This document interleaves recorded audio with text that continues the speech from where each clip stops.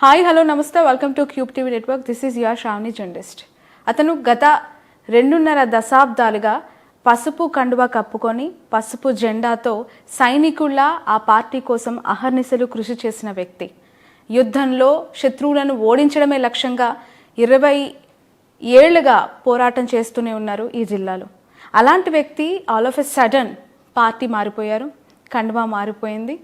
ఎవరైతే శత్రువు అనుకొని గతంలో పోటీ చేసిన వ్యక్తి ఉన్నారో ఆ వ్యక్తి కోసం ఇప్పుడు ప్రచారంలో దిగి గెలుపు కోసం ఆయన అందరినీ ఓటు అడిగే క్రమంలో క్యాంపెయిన్ కూడా కొనసాగిస్తూ ఉన్నారు.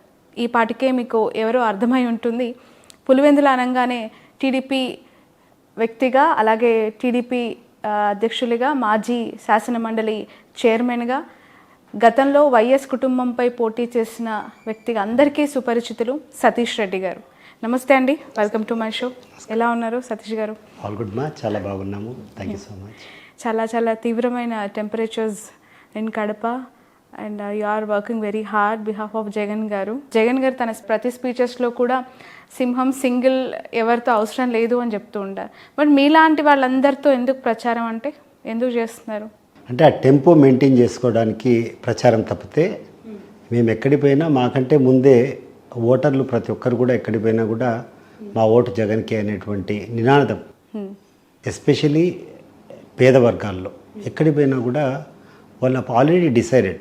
కాకపోతే ఎలక్షన్ కాబట్టి మన ప్రయత్నం మనం చేయాలి కాబట్టి, ఇంకా 4 ఓట్లు ఎక్కువ సంపాదించుకునేదానికి కావాలి కాబట్టి, ఆ తర్వాత ఎవరు మమ్మల్ని అడగలేదనేటువంటి అపవాదం నుంచి తప్పుకునేదానికి మా ప్రచారం మేము చేయడము, ఇంకొన్ని ఓట్లు వేయించేదానికి ప్రయత్నం చేయడం మా తాపత్రయం మేము చేస్తూనే ఉంటాం. కానీ మీరు చెప్పినటువంటి రకంగా జగన్మోహన్ రెడ్డికి ఎటువంటి క్యాంపెయినింగ్ అక్కర్లేదు, ఎటువంటి సపోర్టు అక్కర్లేదు. డెఫినెట్గా his image is much more. And ఎక్కడికి పోయినా కూడా మా జగన్ గెలిపించుకోవాలనుకునేటువంటి వ్యక్తులు కోకొల్లలుగా ఉన్నారు. రైట్. వైసీపీకి కంచుకోట జిల్లా ఇది. వైఎస్ఆర్ అంటేనే కడప, పులివెందుల అంటే నా బ్రాండ్, నా కల్చర్ అని జగన్మోహన్ రెడ్డి గారు మొన్న చెప్పారు. అలాంటి బ్రాండ్ కల్చర్ అయిన ఈ జిల్లాలో, ఈ నియోజకవర్గంలో ఆ వ్యక్తిపై మీరు పోటీ చేసి, నాకు తెలిసి దాదాపు అవి 25 years back. 25 years. 1999 was my first election. But I was announced as Telugudesam Party in charge in 1995. అంటే 1995 నుంచి 2020 వరకు, 2020 I resigned to the party. అవును. అప్పటి వరకు almost 25 years I was in Telugudesam Party, actively served as the in charge, and I was taking care of all the activities on behalf of Telugudesam. 5 సార్వత్రిక elections కూడా 99 నుంచి 2004, 2009, 2014, 2019 3 సార్లు వైఎస్ఆర్ గారి పైన, 2 సార్లు జగన్ గారి పైన కూడా పోటీ చేయడం జరిగింది. అంటే ఒకసారి వెనక్కి తిరిగి చూసుకుంటే సతీష్ గారు, శత్రువు చాలా బలవంతుడు, నేను ఇక గెలవలేను అని పార్టీ మారారా, లేదు అంటే నేను యుద్ధం చేసే శత్రువు చాలా మంచోడు అని పార్టీ మారారా? ఇక్కడ చాలా విషయాలు చెప్పాలమ్మా, చాలా విషయాలు ప్రస్తావన చేయాలా. మాది రాయలసీమ, ప్రత్యేకంగా మీరు చెప్పినట్టు కడప జిల్లా, పులివెందుల తాలూకా. ఏదైనా ఒక నినాదం తీసుకుంటే సాధ్యమైనంత వరకు అది ఆ లక్ష్యం సాధించేంత వరకు విశ్రమించకూడదు అనేటువంటి ఐడియాలజీ మైండ్ సెట్ ఉన్నటువంటి ఏరియా ఇది. సో నేను కూడా ఈ ప్రాంతం నుంచి వచ్చినా కాబట్టి అదే మైండ్ సెట్. 1995 నేను రాజకీయాలకు వచ్చేటప్పటికీ నాకున్నటువంటి సమీప బంధువులు, నాకున్నటువంటి రాజకీయ గురువులు వీళ్ళంతా కూడా తెలుగుదేశం పార్టీలో ఉన్నారు. వాళ్ళతో పాటు తెలుగుదేశం పార్టీలోకి పోవడం జరిగింది. పోయిన తర్వాత అంటే నా రాజకీయ గురువులు, నా సర్వస్వం ఎవరంటే రాజగోపాల్ రెడ్డి గారు, బద్వేల్ వీరారెడ్డి గారు. వాళ్ళ కన్న బిడ్డల కంటే ఆప్యాయంగా, ఆత్మీయంగా నన్ను చూసుకొని రాజకీయంగా నేను ఎదిగేదానికోసం కానీ, రాజకీయంగా ఇక్కడ ఎందుకంటే వాళ్ళకు రాజశేఖర రెడ్డి గారికి వైరం ఉండింది, అదే ట్రాక్స్లో మేము వెళ్ళిపోయాం. తర్వాత ఆ పోరాటం అనేది మధ్యలో ఆపడం అనేది మాకు చేత కాదు, అందుకే దాన్ని కంటిన్యూ చేస్తా పోయినాం. కానీ 2020 వచ్చే వరకు రాను తెలుగుదేశం పార్టీలో ఉన్నటువంటి ఐడియాలజీ, సిద్ధాంతాలు పూర్తిగా మారిపోతూ వచ్చినాయి. నేను నా రాజకీయ ప్రయాణంలో అనేక మార్లు నాకున్నటువంటి సన్నిహితులు కానీ నాకున్నటువంటి ఆత్మీయులు కానీ చాలా సందర్భాలు చెప్పారు, నువ్వు ప్రయాణిస్తున్నటువంటి పార్టీ దాంట్లో ఉన్నటువంటి నాయకుడు నమ్మదగినటువంటి వ్యక్తి కాదు, నువ్వు పొరపాటు పడుతున్నావేమో, ఒకసారి ఆలోచన చేయని చెప్పి చాలామంది చెప్పారు. కానీ 2014 వరకు నాకు చంద్రబాబు నాయుడు గారికి ఉన్నటువంటి సంబంధాలు వేరు. రాను రాను ఆ సంబంధాలు కూడా దెబ్బతినడము, దానికి తోడు బాగా ఆలోచన చేస్తే తెలుగుదేశం పార్టీ ఐడియాలజీ సిద్ధాంతాలు ఏమున్నాయో ఆ సిద్ధాంతాలన్నింటి కూడా పక్కన పెట్టి కొత్త నినాదాలు కొత్త సిద్ధాంతాలు ఈ తెలుగుదేశం పార్టీ నాయకుడు మన చంద్రబాబు నాయుడు గారు, ప్రత్యేకంగా లోకేష్ గారు ఈ యొక్క రాజకీయాలకి ప్రవేశించిన తర్వాత మరీ దిగజారిపోయినాయి. సో మేము పుట్టి పెరిగిన రాజకీయాల్లో కొన్ని విలువలు, ప్రజల పట్ల ఒక సర్వీస్ మోటివ్ ఇవన్నీ మేమనుకున్నాం రాజకీయాలంటే. కానీ రాను రాను నాకు అర్థమైపోయిందంటే రాజకీయాలంటే ఒక వ్యాపారం. తెలుగుదేశం పార్టీ అనేది ప్రజాసేవకు ఉన్నటువంటి ప్రజాసేవ కోసం ప్రజల మేలు కోసం వచ్చినటువంటి రామారావు గారు ఇచ్చినటువంటి నినాదం నుంచి ఆల్మోస్ట్ మీరు కరెక్ట్గా చెప్పాలంటే ఏ రకంగా అయితే బ్రిటిష్ వాళ్ళు ఇక్కడికి వచ్చి ఈస్ట్ ఇండియా కంపెనీ అని పెట్టారు, ఆ రకంగా ఇది తెలుగుదేశం ట్రేడింగ్ కంపెనీ మాదిరి అయిపోయింది. మీరు గమనించినట్లయితే ఎవరైనా కష్టపడి ఒక పార్టీ జెండా మోసో లేకుంటే పార్టీ కోసం ఎక్కువ కాంట్రిబ్యూట్ చేస్తే వాళ్ళ యొక్క సేవలు గుర్తించి పార్టీ కోసం వాళ్ళు చేసినటువంటి త్యాగాలను గుర్తించి పదవులు ఇచ్చేది ఆనవాయితీ. ఎన్టీ రామారావు గారు ఉండేటప్పుడు ఇదే తెలుగుదేశం పార్టీలో ఒక రాగినయా పైసా లేకుండా కేవలం ఎవరైతే కష్టపడ్డారో వాళ్ళకందరికీ పదవులు ఇచ్చేటువంటి సందర్భం ఉన్నింది. ఒకసారి చూసుకుంటే మా నారెడ్డి తులసిరెడ్డి గారు మా ఊరే మా గ్రామమే, ఆయనను ఎంపీగా రాజ్యసభగా ఎలక్ట్ చేశారు. ఆ తర్వాత తులసిరెడ్డి గారిని జిల్లా పరిషత్ చైర్మన్ చేశారు. మా పక్కన జిల్లాలోనే సైఫుల్లా గారు ఉన్నారు, ఒక పెద్ద ఆయన మైనారిటీ లీడర్, అనంతపురం జిల్లా, వాళ్ళకు రాజ్యసభ ఇచ్చారు. తర్వాత మహబూబ్ నగర్ జిల్లాలో రుమాల రామచంద్ర ఉన్నారు. సో వీళ్ళందరి ఆస్తులు ఈరోజు తీసుకున్నా కూడా వీళ్ళ మీదనే ఉంటాయి. అంటే వీళ్ళ కాంట్రిబ్యూషన్ ఏంటంటే తెలుగుదేశం పార్టీకి అంకిత భావంతో పనిచేశారు, తెలుగుదేశం పార్టీ కోసం కష్టపడ్డారని చెప్పి వాళ్ళకు రివార్డ్ చేశారు. అది తెలుగుదేశం పార్టీ ఒరిజినల్ సిద్ధాంతం. కానీ రాను రాను మీరు చూసినట్లయితే ఇప్పుడు ఎవరికెవరికి ఇచ్చారు రాజ్యసభలు మీరు ఒకసారి చూసుకోండి. ఎవరెవరికి ఇచ్చారు? సుజనా చౌదరి గారికి 2 సార్లు ఇచ్చారు, సీఎం రమేష్ గారికి 2 సార్లు ఇచ్చారు, గరికపాటి మోహన్ రావు గారికి ఇచ్చారు. అంటే ఆయన పార్టీ కోసం కష్టపడ్డాడండి. టీజీ వెంకటేష్ కర్నూలులో he was a business man, Congress పార్టీలో ఉన్నాడు, కాంగ్రెస్ పార్టీలో ఎమ్మెల్యేగా ఉన్నాడు, మంత్రిగా ఉన్నాడు. కేవలం 2014లో ఈ పార్టీలో చేరడం జరిగింది. ఈ పార్టీలో చేరిన తర్వాత 2014లో ఓడిపోయినాడు, ఆయనకు మళ్ళీ రాజ్యసభ ఇచ్చారు, సీతామహాలక్ష్మి. సో ఈ యొక్క రాజ్యసభలు ఎవరికెవరికి ఇచ్చారని చెప్పి మీరు ఒక్కసారి ఆర్థిక పరిపుష్టి ఉన్న నేత, ఆర్థిక పరిపుష్టి కాదు, ఆర్థికంగా ఎవరైతే కొనుగోలు చేయగలుగుతారో, ఎవరైతే 4 రూపాయలు డబ్బులు ఇచ్చి కొనుక్కుంటారో వాళ్ళకే ఇచ్చారు. ఆఖరికి రాజకీయాల్లో ఎవరికి కూడా డబ్బులు అవసరమే, కానీ రకరకాల సోర్సెస్ ఉంటాయి. పార్టీ ఫండ్స్ రేస్ చేసేదానికి కానీ లేకుంటే పార్టీ కార్యక్రమాలు ముందుకు పోయేదానికి రాను రాను రాజకీయాల్లో కొంచెం ఇబ్బందికరంగానే ఉంది, డబ్బులు ఎక్కువ ఖర్చు పెట్టాల్సినటువంటి అవసరం ఉంది, ఏమైనా ఉంది. కానీ దానికి వేరే వనరులు ఉన్నాయి, వేరే రకాల మార్గాలు ఉన్నాయి, అవన్నీ కూడా అందరికీ తెలుసు. కానీ పార్టీ కార్యకర్తల కోసము, త్యాగశీలుల కోసము, పార్టీకి నిబద్ధతగా పనిచేసిన వాళ్ళకి ఇవ్వాల్సినటువంటి పదవులు కూడా అమ్ముకుండే స్థాయికి తెలుగుదేశం పార్టీ పోయింది. నేను ఈ సందర్భంగా అంటే సతీష్ రెడ్డి గారు ఇక్కడ ఒక పాయింట్, 2014 తర్వాత పరిస్థితులన్నీ మారిపోయాయి, రాను రాను మీ సంబంధాలు కూడా కొంత దిగజారాయని మాట్లాడుతున్నారు కదా. ఆ తర్వాత పరిణామాలన్నీ కేవలం డబ్బు బంధాలే, డబ్బున్న వాళ్ళకే టికెట్లు కేటాయించే క్రమంలో మీరు ఉన్న వాటిని కోల్పోవటము, కొంత వీక్ అవ్వటంతోనే ఈ పరిస్థితులు వచ్చాయా?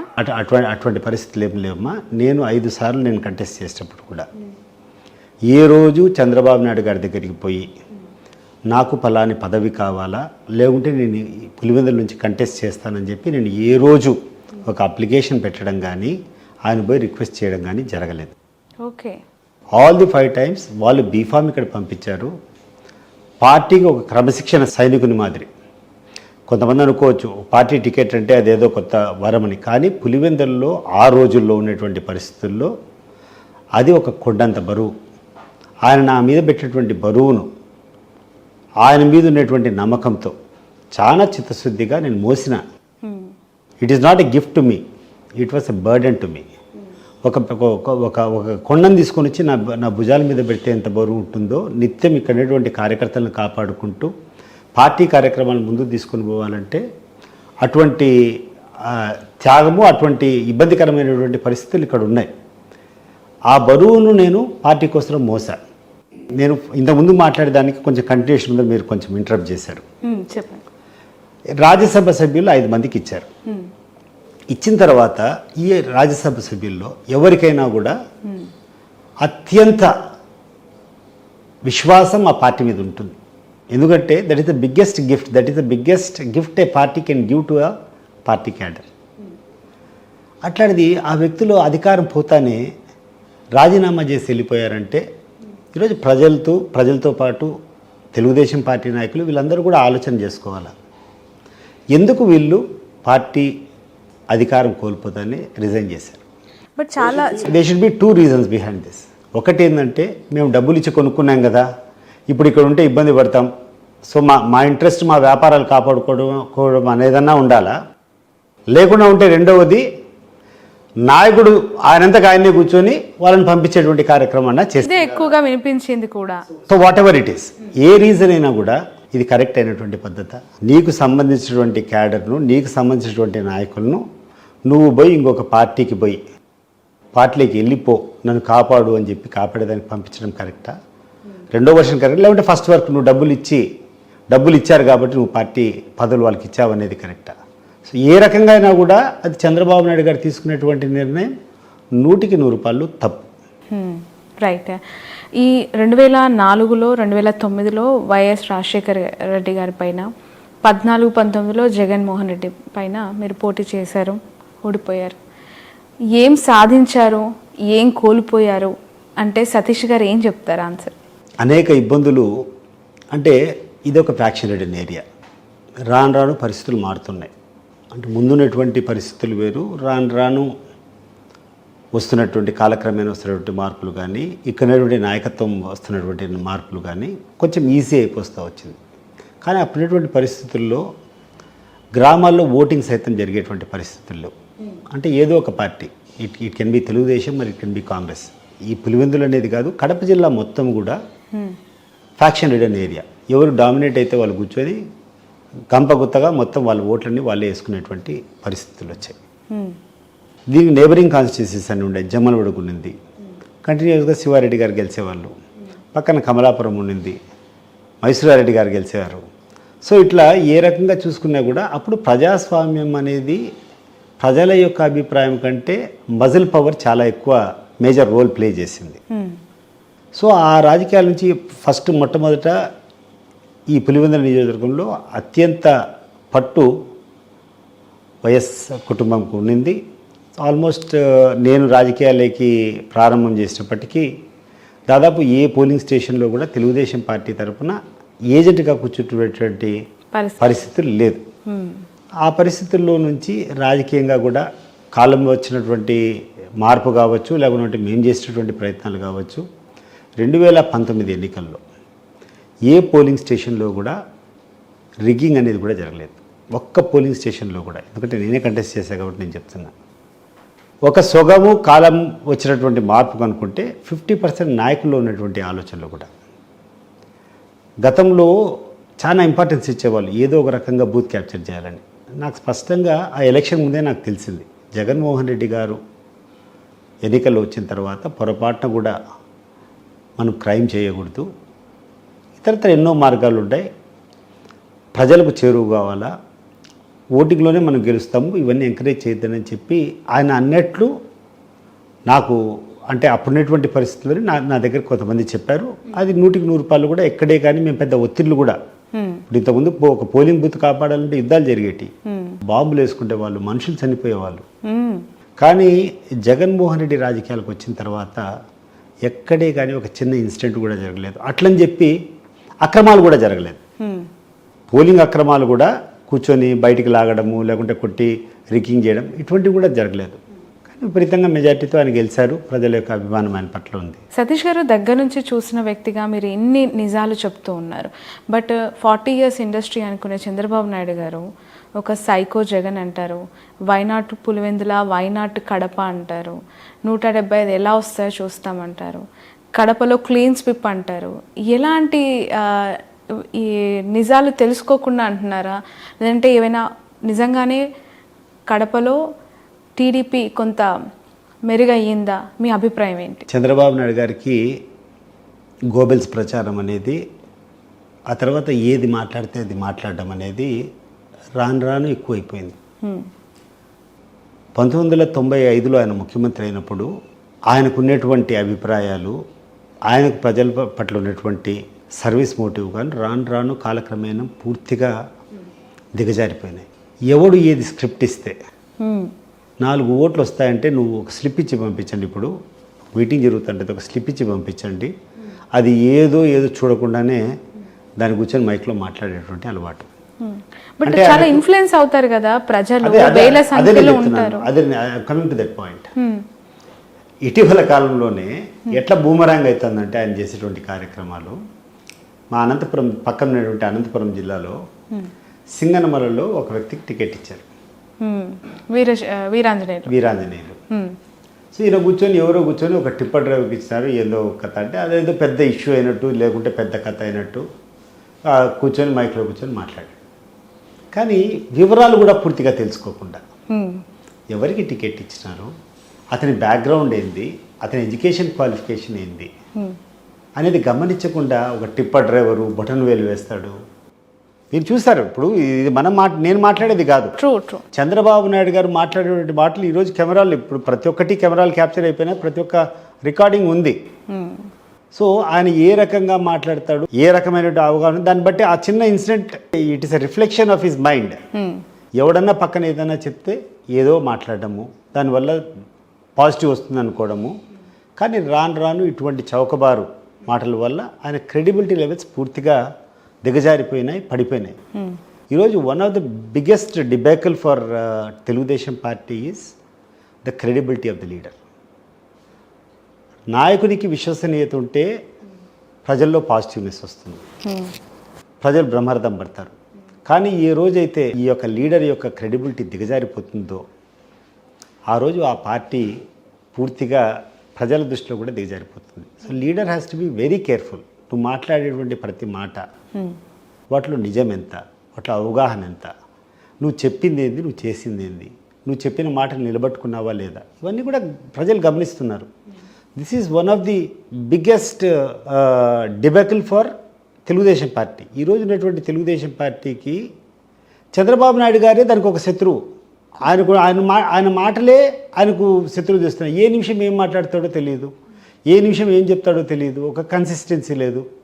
ఇక్కడ ఉన్నటువంటి వెల్ఫేర్ స్కీమ్స్ గురించి జగన్మోహన్ రెడ్డి గారు 2019లో మేనిఫెస్టో ఇస్తే ఇది అసంభవం, ఇది జరగదని చెప్పి మనం అందరం చూసాం, ఇవన్నీ టీవీలో రికార్డ్ ఏంటి. మరి 2019లో నువ్వు ఆచరణ సాధ్యం కాదు, ఇవన్నీ కూడా ఇంపాసిబుల్ అని చెప్పినప్పుడు గత 5 సంవత్సరాలుగా ప్రతి ఒక్క స్కీమ్ ప్రతి ఒక్కరికి అందరికీ కూడా అందుతున్నాయి. ఈరోజు జగన్మోహన్ రెడ్డి గారికి బ్రహ్మాండమైనటువంటి పాజిటివ్ యాటిట్యూడ్ దీనివల్ల వచ్చింది. ఇప్పుడు 2024 ఎలక్షన్స్కి వచ్చినప్పటికీ దీనికంటే మెరుగైనటువంటి పెన్షన్లు ఇస్తా, దీనికంటే మెరుగైనటువంటి రైతులకు ఇస్తా, దీనికంటే పెద్ద స్కీమ్లు ఇస్తా, మహిళలకు ఇస్తా, ఎట్లా చెప్పగలుగుతున్నావు? నువ్వు గమనించరా? ఇప్పుడు జనం గమనించరా? నువ్వు ఉండేటప్పుడు ఏం చేసావు? జగన్మోహన్ రెడ్డి గారు ఆ ప్రామిసులు చేసినప్పుడు నువ్వు ఏ రకంగా స్పందించావు? ఈరోజు నువ్వు ఆచరణ సాధ్యం కాదనేది, దానికంటే ఇంకా ఎక్కువ ఇస్తానని చెప్పడంలో నీ యొక్క ఉద్దేశం ఏంది?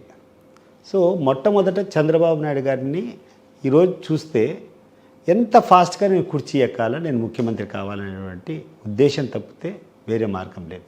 అంతేగాని కడపలో అయితే పుంజుకోలేదు టీడీపీ. కడపలో కాదు, రాష్ట్రంలో ఎక్కడా పుంజుకోలే.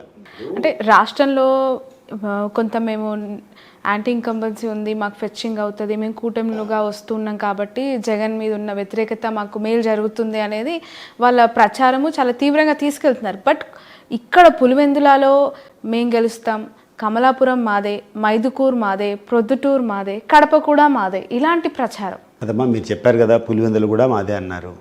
ఇప్పుడు కమలాపురము, కడప, మైదుకూరు కాదు, పులివెందులే, వై నాట్ పులివెందుల అన్నాడు. పులివెందులోనే వచ్చి మాట్లాడాడు. ఎన్నికల రిజల్ట్ తర్వాత చూస్తాం పులివెందులు మరి ఎంత మెజార్టీ వస్తుందో, లేకుంటే గెలుస్తాడో ఓడిపోతాడో. ఆయన చెప్పినంత మాత్రాన ఏం జరగదు కదా. ఎలక్షన్ తర్వాత జరుగుతాయి అవన్నీ కూడా.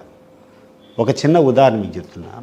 2019 ఎన్నికల ముందు ఎన్నికలకు కౌంటింగ్కు చాలా గ్యాప్ వచ్చింది. ఒక 40 days గ్యాప్ వచ్చింది. ఈ గ్యాప్ సందర్భంలో రకరకాల బెట్టింగ్స్ జరిగాయి స్థానికంగా. ఈ మా ప్రాంతాల్లో కానీ I think through the state ఈ బెట్టింగ్స్ అనేది కానీ, ఈ పార్టీ గెలుస్తుంది, ఆ పార్టీ గెలుస్తుంది అంటే కొంతమంది ఏంటంటే ఆ పార్టీ మీద ఉన్నటువంటి కమిట్మెంటు లేకుండా ఉంటే వాళ్ళ అలవాటు కానీ విపరీతమైనటువంటి బెట్టింగ్స్ జరుగుతాయి.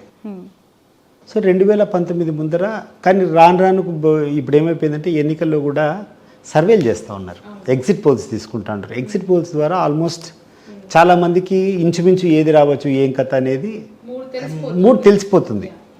సో 40 days టైం ఉండింది గ్యాప్. రకరకాల బెట్టింగ్స్ జరుగుతున్నాయి. నేను కూడా నాకు తెలిసినటువంటి కొంతమంది సహచరులను, నాకున్నటువంటి పరిచయాలతో అసలు ఏం జరుగుతుంది ఏం కథ చాలా సర్వేస్ గమనించిన. దాంట్లో ఏమైందంటే ప్రతి ఒక్క సర్వేలో కూడా జగన్మోహన్ రెడ్డి గారు అధికారంలోకి రాబోతున్నారు.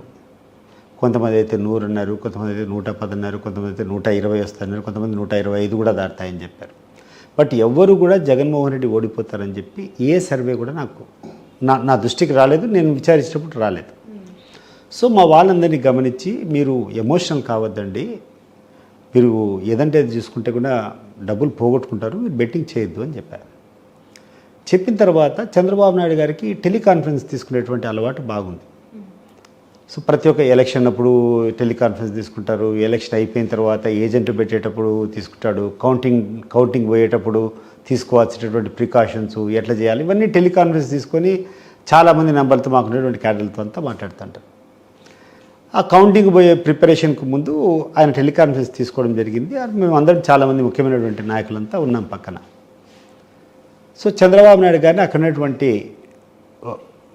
ఒక కార్యకర్త కూర్చొని, సార్ ఇక్కడ మాకు నరాలు తెగిపోతున్నాయి, ఇక్కడ అవతల వాళ్ళు ఎంతంటే అంత బెట్టింగ్ పెట్టుకోమని చెప్పి పెట్టుకోవచ్చని చెప్పి మమ్మల్ని కవ్విస్తుంటారు, ఏమంటే ఏమైనా కాదమ్మా ఎంతైనా పెట్టుకోండి మనం గెలుస్తున్నామని చెప్పాడు. ముఖ్యమంత్రి స్థాయి వ్యక్తి ఈ రకమైనటువంటి డౌట్ ఒక మా దగ్గరటువంటి ఒక లీడర్ కూర్చొని, సార్ ఇట్లా జరుగుతూ ఉంది, ఇట్లా బెట్టింగ్ జరుగుతున్నాయి, ఎట్లుంది సార్ పరిస్థితి అంటే వీళ్ళ ఆత్రం వీళ్ళది. నాయకుడు ఫోన్ చేశాడు కదా తెలుసుకుందామ్మా ఆయన బట్టి అని చెప్పి, మీరు ఎంతైనా పెట్టుకోండి అమ్మా మేము గెలుస్తున్నాం అంటే నేను ఆశ్చర్యపోయినా. అంటే ఫస్ట్ ఆఫ్ ఆల్ ఎంకరేజ్ చేయడమే తప్పు, రెండోది అబద్ధం చెప్తున్నా. రెండు విషయాలు. దాదాపు అప్పటికి 17 సంవత్సరాలు ముఖ్యమంత్రిగా చేసినటువంటి వ్యక్తి ఎవరైనా బెట్టింగ్ ఇస్తే ఇటువంటి మంచిది కాదమ్మా, దీని గురించి ఎప్పుడు కూడా పట్టించుకోదని, తప్పకుండా మనం గెలుస్తామని చెప్పచ్చు. నాకు వచ్చినటువంటి ఫీడ్బ్యాక్ చంద్రబాబు నాయుడు గారికి లేదా? ఉండుంటుంది, 100% ఉండి ఉంటుంది, దాని గురించి డౌట్ లేదు. మరి ఇక్కడటువంటి లీడర్లు, ఇక్కడటువంటి కార్యకర్తలు వీళ్ళంతా కూడా నీ ఫ్యామిలీ మెంబర్స్ మాత్రం నువ్వు ఎప్పుడైనా చెప్తావు నీ కాళ్ళకు నమస్కారాలు చేయాలా, ఈ పార్టీనే మా వెన్నెముక, మా కథ అని చెప్పి. నీ వెన్నెముకలు కూర్చొని తప్పుదావ పడతా ఉంటే నువ్వు వారించేది పోయి, అండ్ విషయం నీకు వాస్తవంగా నీకు ఫీడ్బ్యాక్ వచ్చిన తర్వాత కూడా వాళ్ళని కూర్చొని ఎంతైనా బెట్టింగ్ పెట్టుకోని చెప్పి అనేక మంది, మీరు మా ప్రాంతంలో మా పులివెందుల్లో కానీ కడప జిల్లా కానీ ఎక్కడైనా చూడుకోండి, చంద్రబాబు నాయుడు గారి మాటను నమ్మి ఆ రోజు బెట్టింగ్ చేసుకొని అనేక మంది కార్యకర్తలు సర్వస్వం కోల్పోయినారు. I'm feeling for that. ఒక నాయకుడు ఏంది ఇట్లా కూర్చొని, నాకు తెలుసు ఆ ఫీడ్బ్యాక్, నేనే ఎంతోమందిని అడిగినా, నాకున్నటువంటి పరిచయస్తులు, నాకున్నటువంటి విలేకరులు, నాకున్నటువంటి ప్రస్తుతం ఉన్నటువంటి సంబంధాలు, నాకున్నటువంటి సర్వేలు చేసేటువంటి సంస్థల యొక్క సంబంధాల వల్ల ప్రతి ఒక్కరూ అంటే 6-7 మందితో మాట్లాడారు. కొంతమంది 100 అన్నారు, కొంతమంది 105 అన్నారు, 100 నుంచి 125 వరకు వస్తాయని చెప్పారు. But it has gone beyond 150 పోయినాయి అనుకోండి. ఆ మాత్రం ఆయనకు లేదా ఇన్ఫర్మేషను. ఆ రకంగా చెప్పి కార్యకర్తలను సఫర్ చేయడము, కొన్ని కోట్ల రూపాయలు వాళ్ళకు ఉన్నటువంటి సర్వస్వం, పాపం వీళ్ళకి తెలియదు అవన్నీ. ఇక్కడ ఏదో లోకల్గా ఉండేటువంటి ఆ యొక్క ప్రొవకేషన్ తట్టుకోలేక వీళ్ళు ఆయన చెప్పిన మాటలన్నీ బెట్టింగ్ పెట్టుకోవడం, సర్వస్వం కోల్పోవడం జరిగింది. ఈరోజు కూడా అదే చేస్తున్నాడు ఆయన. ఒక ప్రొవకేషన్ తప్పితే ఇటువంటి అబద్ధాలు అపండాలు చెప్పకుండా ఉంటే ఆ పార్టీకి ఎలక్షన్కి పోయేంత సీన్ కూడా ఉండదు. ఇప్పుడు ఈయన ఈ అబద్ధాలను ప్రమోట్ చేయకుండా 100కి 100 రూపాయలు మేము వస్తాము, వైనాట్ పులివెందుల, లేకుంటే ఈడిన్ని వస్తున్నాయి అనుకునేటువంటి సోషల్ మీడియాను, లేకుంటే అనుకునేటువంటి ప్రెస్, వీళ్ళందరినీ ఉపయోగించుకొని ఒక ఫాల్స్ ఇల్యూషన్ జనంలోకి తీసుకొని పోయి ఎలక్షన్లోకి పోగలుగుతున్నాడు. This only an entry. ఎలక్షన్లో తెలుస్తుంది. ఇప్పుడు నేను గడిచిన 1.5-2 months నుంచి నేను జనంలో తిరుగుతూ ఉండా. నిజంగా చెప్తున్నా, నేను ఫస్ట్లో రాజకీయాల్లో వచ్చినప్పుడు నేను లోకల్ బాడీ ఎలక్షన్స్లో తిరిగితే బ్రహ్మరథాలు పెట్టారు నాకు. అంతకంటే పాజిటివ్నెస్ ఈరోజు కనపడుతుంది. నాట్ బికాస్ ఆఫ్ మీ. జగన్ అంటే అంత అభిమానం ఉంది. ఎక్కడ పోయినా కూడా జగనన్నకి వేస్తాను, జగనన్నకి వేస్తాను అన్న. మీరు ఇన్ని రోజులు మీరు అట్లున్నారు, మా మనసు చంపుకొని అట్లా ఏదో చేస్తున్నాం, ఇంకా మీరు కూడా ఇక్కడికే వచ్చేసారు, జగనన్నకే అన్నా మేము వేసేది, మీరు అట్లున్నప్పుడు కూడా జగనన్నకే వేస్తానన్నా మేము. సో ఈ పాజిటివ్నెస్ను ఎక్కడే కానీ ఎవరు కూడా కొట్టిపారేయలేరు. బట్ ఇక్కడ ఒక మాట మాట్లాడాలి, అడగాలి మిమ్మల్ని. చాలా దగ్గర నుంచి ఇక్కడున్న ఈ సెన్సిటివ్ ఏరియా నుంచి ఉన్న ఒక లీడర్ మీరు. దాదాపు 27 years of long political journey with TDP and now YCP party. ప్రతి సందర్భంలో కూడా చంద్రబాబు నాయుడు గారు సైకో జగన్ అంటారు, రాయలసీమ రౌడీలు అంటారు, కడప వాళ్ళంతా కూడా ఇదే క్యారెక్టరు, వాళ్ళంతా ఫ్యాక్షనిస్టులు అని మాట్లాడుతూ ఉంటారు. మరి అలాంటి ఏరియాలో ఆ పార్టీని ఎందుకు పుంజుకోవడానికి కృషి చేయాలి, ఇక్కడ కూడా లీడర్స్ని ఎస్టాబ్లిష్ చేయాలని ఎందుకు అనుకుంటూ ఉన్నారు అంటే? అదేమా, ఈరోజు తెలుగుదేశం పార్టీ కడప జిల్లాలో పూర్తిగా నిర్వీర్యమైపోయిందనే దానికి ఒకటి ఏంటంటే చంద్రబాబు నాయుడు యొక్క విలువలు పడిపోవడంతో పాటు స్థానికంగా ఇక్కడ ఎవరికి ఇంపార్టెన్స్ ఇస్తున్నారు, ఎవరి చేతిలో పార్టీ ఉండేది కూడా ప్రజలందరూ కూడా గమనిస్తారు. బద్వేల్ వీరారెడ్డి గారు ఉన్నప్పుడు, రాజగోపాల్ రెడ్డి గారు ఉన్నప్పుడు తెలుగుదేశం పార్టీలో వాళ్ళ నాయకత్వం ఉండేటప్పుడు ఇదే కడప జిల్లాలో 11 సీట్లకు 7, 8, ఎప్పుడు కూడా 7, 8, 9 సీట్లు కూడా వచ్చిన సందర్భాలు ఉన్నాయి.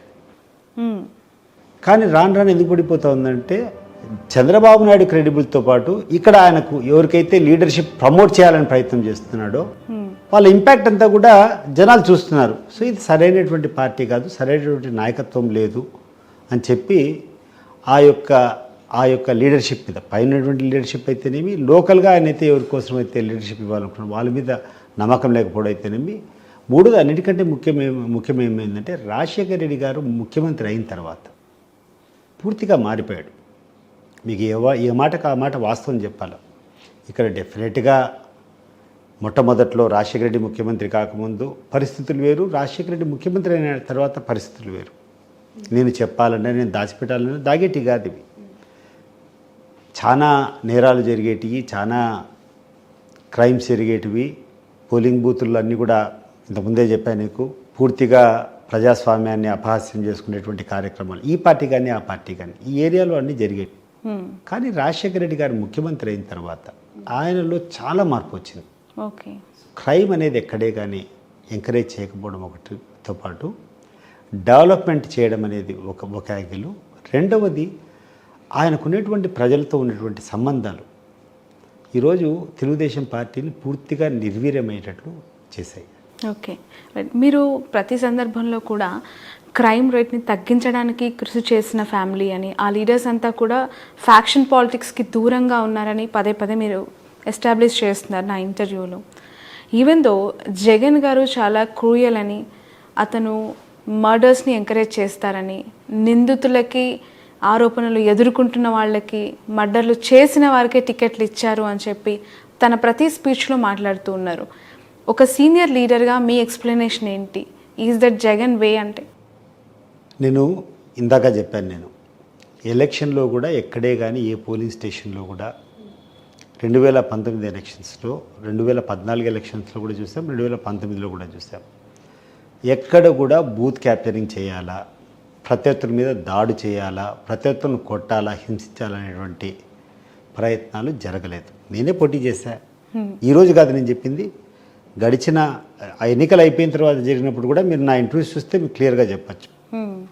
ఇక్కడ ఎటువంటి అబ్యూస్ ఆఫ్ పవర్ కానీ అబ్యూస్ ఆఫ్ డెమోక్రసీ కానీ జరగలేదు.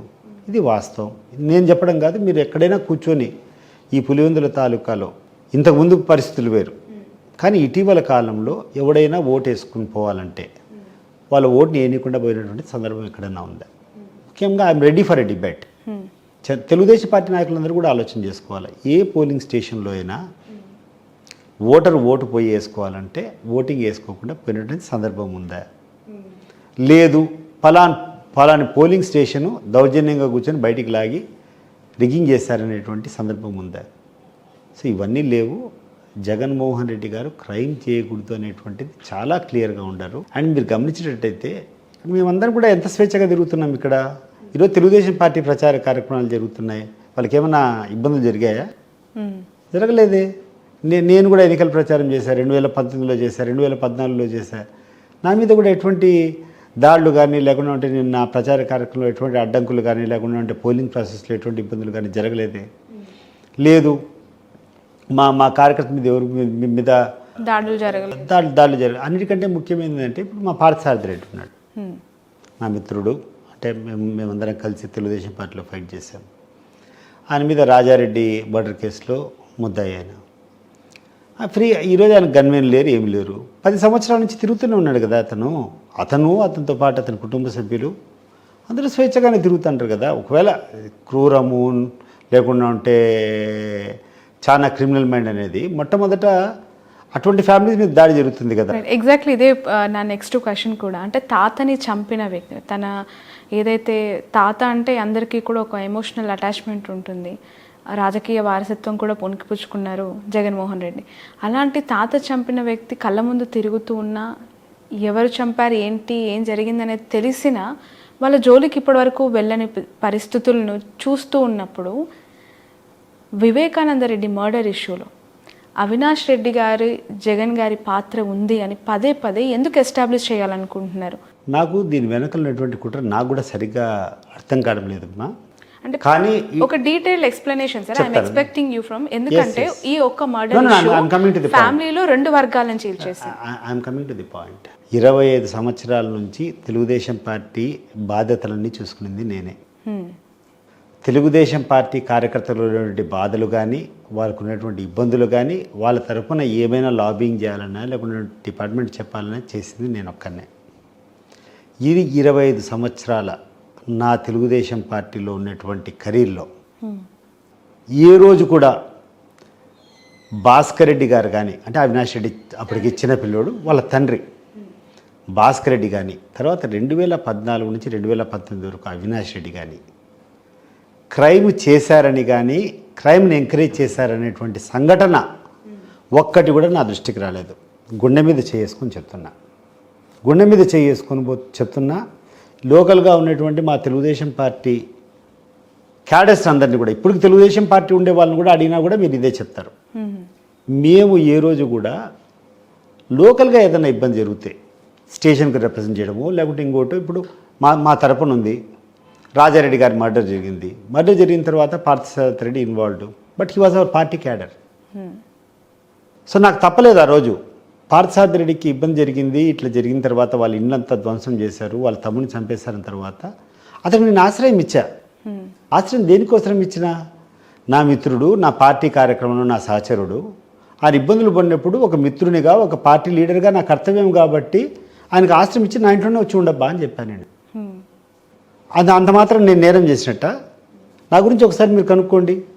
నాకు ఏ నేరంతో అన్నా ఈ పులివెందుల నియోజకవర్గంలో కానీ ఎక్కడైనా ఏ నేరంతో అన్నా నాకు సంబంధం ఉందా? నాకు ఎంత నేరాలతో సంబంధం లేదో మనస్ఫూర్తిగా చెప్తున్నాను. అవినాష్ రెడ్డి అంతకంటే నేరాలకు దూరంగా ఉండేటువంటి వ్యక్తి, చాలా మంచి మనిషి ఉండేటువంటి వ్యక్తి. ఏ రోజు కూడా డెవలప్మెంటల్ ఓరియంటెడ్, ఎవరన్నా 10 మంది ఏదైనా చెప్తే అది చేయాలనేటువంటి తాపత్రయం. నేను గడిచిన 25 సంవత్సరాల్లో భాస్కర్ రెడ్డి గారి గురించి కానీ లేకుంటే గడిచిన 10 సంవత్సరాల నుంచి 2014లో అనుకుంటా మొట్టమొదట అవినాష్ రెడ్డి గారు ఎంపీ కావడం, 2014 నుంచి ఈరోజు 2024 అంటే 10 సంవత్సరాలు అయినాడు. ఈ 10 సంవత్సరాల టైంలో కూడా అవినాష్ రెడ్డి ఎక్కడన్నా వైలెన్స్ని ఎంకరేజ్ చేశాడా? ఎవడన్నా ఆలోచన చేయమని చెప్పండి. పులివెందుల తాలూకాలో ఉన్నటువంటి తెలుగుదేశం పార్టీ లీడర్లే సమాధానం చెప్పాలి దీనికి. కడప జిల్లాలో ఉన్నటువంటి తెలుగుదేశం పార్టీ లీడర్లందరూ కూడా ఒకసారి ఆలోచన చేసుకోవాలా. మీ తాలూకాల్లో కానీ పులివెందుల్లో కానీ నేరం చేయమని చెప్పి వాళ్ళని ఎక్కడన్నా ఉసిగొల్పినటువంటి సందర్భాలు ఉన్నాయా, మనం మాట్లాడుకున్నామా? మరి అటువంటి స్వచ్ఛమైనటువంటి మనిషి ఈరోజు కూర్చొని ఎందుకు ఆ రకంగా చేస్తున్నారు? మరి ఏ రకం కొన్ని సబ్స్టాన్షియల్గా లాజికల్గా ఎక్కడ మిస్ అవుట్ అయిందో తెలియదు, కానీ ఒక మంచి వ్యక్తి మీద, నిజంగా నేరాలకు సంబంధం లేనటువంటి వ్యక్తి మీద ఈ రకమైనటువంటి ప్రచారం చాలా బాధాకరం. దీనికి తోడు ఆయన ఇంట్లో ఉండేటువంటి మనుషులే దాన్ని భుజాన్ని వేసుకొని వాళ్ళు ఎందుకు రాంగ్ ట్రాక్ పడినారో నాకు అర్థం కావడం లేదు. ఈరోజు వాళ్ళ కుటుంబ సభ్యులు కూడా అర్థం చేసుకో. 27 సంవత్సరాలు నేను మోసిన తెలుగుదేశం పార్టీని, చంద్రబాబు నాయుడు గారిని చూసిన. ఆయన ఏ రకంగా వాడుకుంటాడో, ఆయన ఏ రకంగా మనుషులను వాడుకోవడం అంటే ఈ లెవెల్లో ఉంటుందా అని చెప్పేసి మీరు త్వరలోనే మీరు చూస్తారు. ఈరోజు మన షర్మిల గారు ఇక్కడ పార్లమెంట్కి కంటెస్ట్ చేశారు. Very good. ఏ పార్టీ అని చెప్తున్నారేమా? కాంగ్రెస్ పార్టీ. మరి కాంగ్రెస్ పార్టీకి ఆమె ఎంపీగా పోటీ చేసేటప్పుడు ప్రధాన ప్రత్యర్థి ఎవరు? బీజేపీ, అంతే కదా? బీజేపీ మీద ఆమె దండయాత్ర చేయాలా, బీజేపీ మీద కూర్చొని ఆమె మాట్లాడాలా. సో బీజేపీని ఒక విమర్శ కూడా చేయకుండా నిమిషము కూర్చొని ప్రపంచంలో ఏ ఇష్యూ లేనట్టు ఒక గోబెల్స్ ప్రచారం తీసుకొని పోయి వివేకానంద మనం ఎవరు తెలుసడానికి? ఇప్పుడు విచారణ సంస్థ ఉంది, వాళ్ళు తెలుస్తారు. ఆల్రెడీ 4 క్రైమ్లో పార్టిసిపేట్ చేసిన 4 అరెస్ట్ చేశారు. సో కేసు తొందరలోనే ఒక కొలిక్కి వస్తుంది, విచారణ జరుగుతుంది. విచారణలో ఎవరు చేశారని చూస్తారు, తేలుతాయి. ఈ లోపల కూర్చొని నువ్వు పలానోళ్ళు చేశారని చెప్పి అంటగట్టేదానికి definitely I think they are being influenced by somebody. వాళ్ళ మోటివ్ ఏందో నాకు కూడా స్పష్టంగా తెలియదు. మరి వాళ్ళ అంతర్గతంగా వాళ్ళ ఫ్యామిలీ మ్యాటర్స్ ఏమో, కానీ ఈ విషయంలో మాత్రం ఈ రోజు కాదు, గడిచిన రోజుల్లో కాదు, ఎప్పుడైనా చెప్పగలుగుతా, అవినాష్ రెడ్డి చాలా అంటే చాలా జెంటిల్మెన్. నాకు ఏ రకమైనటువంటి పేరు ఈ కాన్స్టిట్యున్సీలో ఉందో, నేను కూడా I'm also involved in 1 murder case. మీకు తెలుసో తెలీదో చెప్పండి. నేను కూడా I'm involved in 1 murder case, అంటే ఫాల్స్లీ ఇంప్లికేటెడ్. అదే రకంగా కొంతమంది కొంచెం అవకాశవాదులు కూర్చొని ఆయన కూడా ఇంప్లికేట్ చేసి ఉండొచ్చు వాళ్ళ కోరికల ప్రకారం. సో దీన్ని ఆలోచన చేసే ముందు అవినాష్ రెడ్డి గారికి వివేకానంద రెడ్డి గారిని చంపాల్సినటువంటి అవసరం ఏంది? Number one. దీనికి వీళ్ళందరూ కూడా అల్లేటువంటి కథలు ఏంటంటే, వైఎస్ వివేకానంద రెడ్డి పార్లమెంట్కి ఆస్పిరెంటు, ఆ టికెట్ ఎక్స్పెక్ట్ చేస్తున్నాడు. సో జగన్మోహన్ రెడ్డి గారు ఆల్మోస్ట్ కమిట్ అయిపోయినాడు ఆయనకు. సో ఆయన బతుకుంటే ఆయన టికెట్ ఇస్తారు కాబట్టి ఆయన అడ్డు తొలగించుకునేదానికి చేశారనేది ప్రధానమైన ఆరోపణ. ఇంతేనా, ఇంకేమన్నా ఉందా? Is that the issue that this people are trying to project? Sharmila గారికి కూడా వివేకానంద గారు ఇష్టపడ్డారు పోటీ చేయించాలని, తనను కూడా ఇదే కదా వాళ్ళు ప్రొజెక్ట్ చేసేది. ఎగ్జాక్ట్లీ. ఎవరు వస్తారో రమ్మని చెప్పండి, నాతో డిబేట్ కానీ ఒక ఛాలెంజ్ కానీ. జగన్మోహన్ రెడ్డి గారు అవినాష్ రెడ్డి గారి టికెట్టు వివేకానంద రెడ్డి గారు మరణించక చాలా రోజుల ముందే అనౌన్స్ చేశారు. It has come in all the papers, including Andhra Jyothi, including Eenadu. మీరు వస్తే రెడీ, నేను తెప్పిస్తా పేపర్లన్నీ. ఏ రోజు అవినాష్ రెడ్డి గారి టికెట్ అనౌన్స్ చేశారు, ఏ రోజు వివేకానంద రెడ్డి గారు హత్య చేయబడ్డారు, చూసుకుంటే అదొక్కటే అర్థమవుతుంది కదా. మీరు అనుకునేటువంటి మోటివ్ ఏదైతే ఉందో ఫస్ట్ రోజే మీకు తెలిపోతుంది కదా. రండి చూద్దాం న్యూస్ పేపర్స్. అండ్ క్లియర్గా నాకు గుర్తుంది, ఎందుకంటే I have been contesting against that family. Not only knowledge, we had that anxiety. ఎవరికి వీళ్ళు టికెట్ ఇస్తారు, షర్మిలా పోటీ ఇస్తారా, ఎందుకంటే ఎవరైతే మాకు ఈజీగా ఉంటుంది తెలుసుకునే దానికి మాకు కూడా ఉండింది. సో అవినాష్ రెడ్డిని అనౌన్స్ చేశాడు, అవినాష్ రెడ్డి ప్రచారం చేస్తున్నాడు.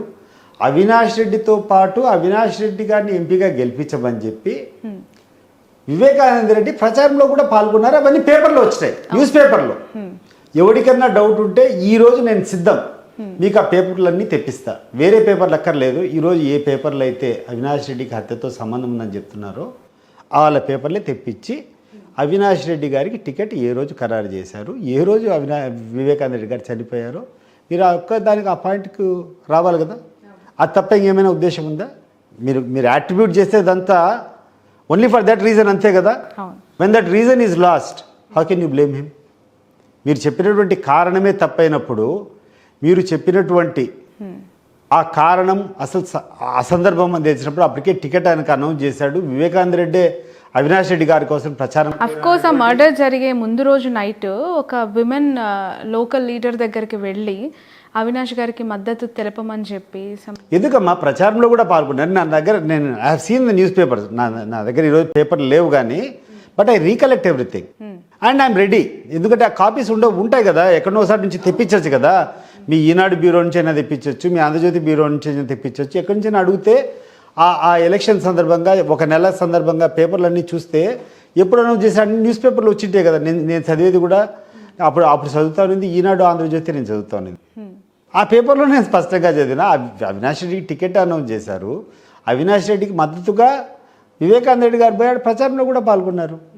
మరి ఆ కారణమే ఈరోజు రిలవెంట్ కానప్పుడు ఆయన ఎందుకు చెప్తాడు?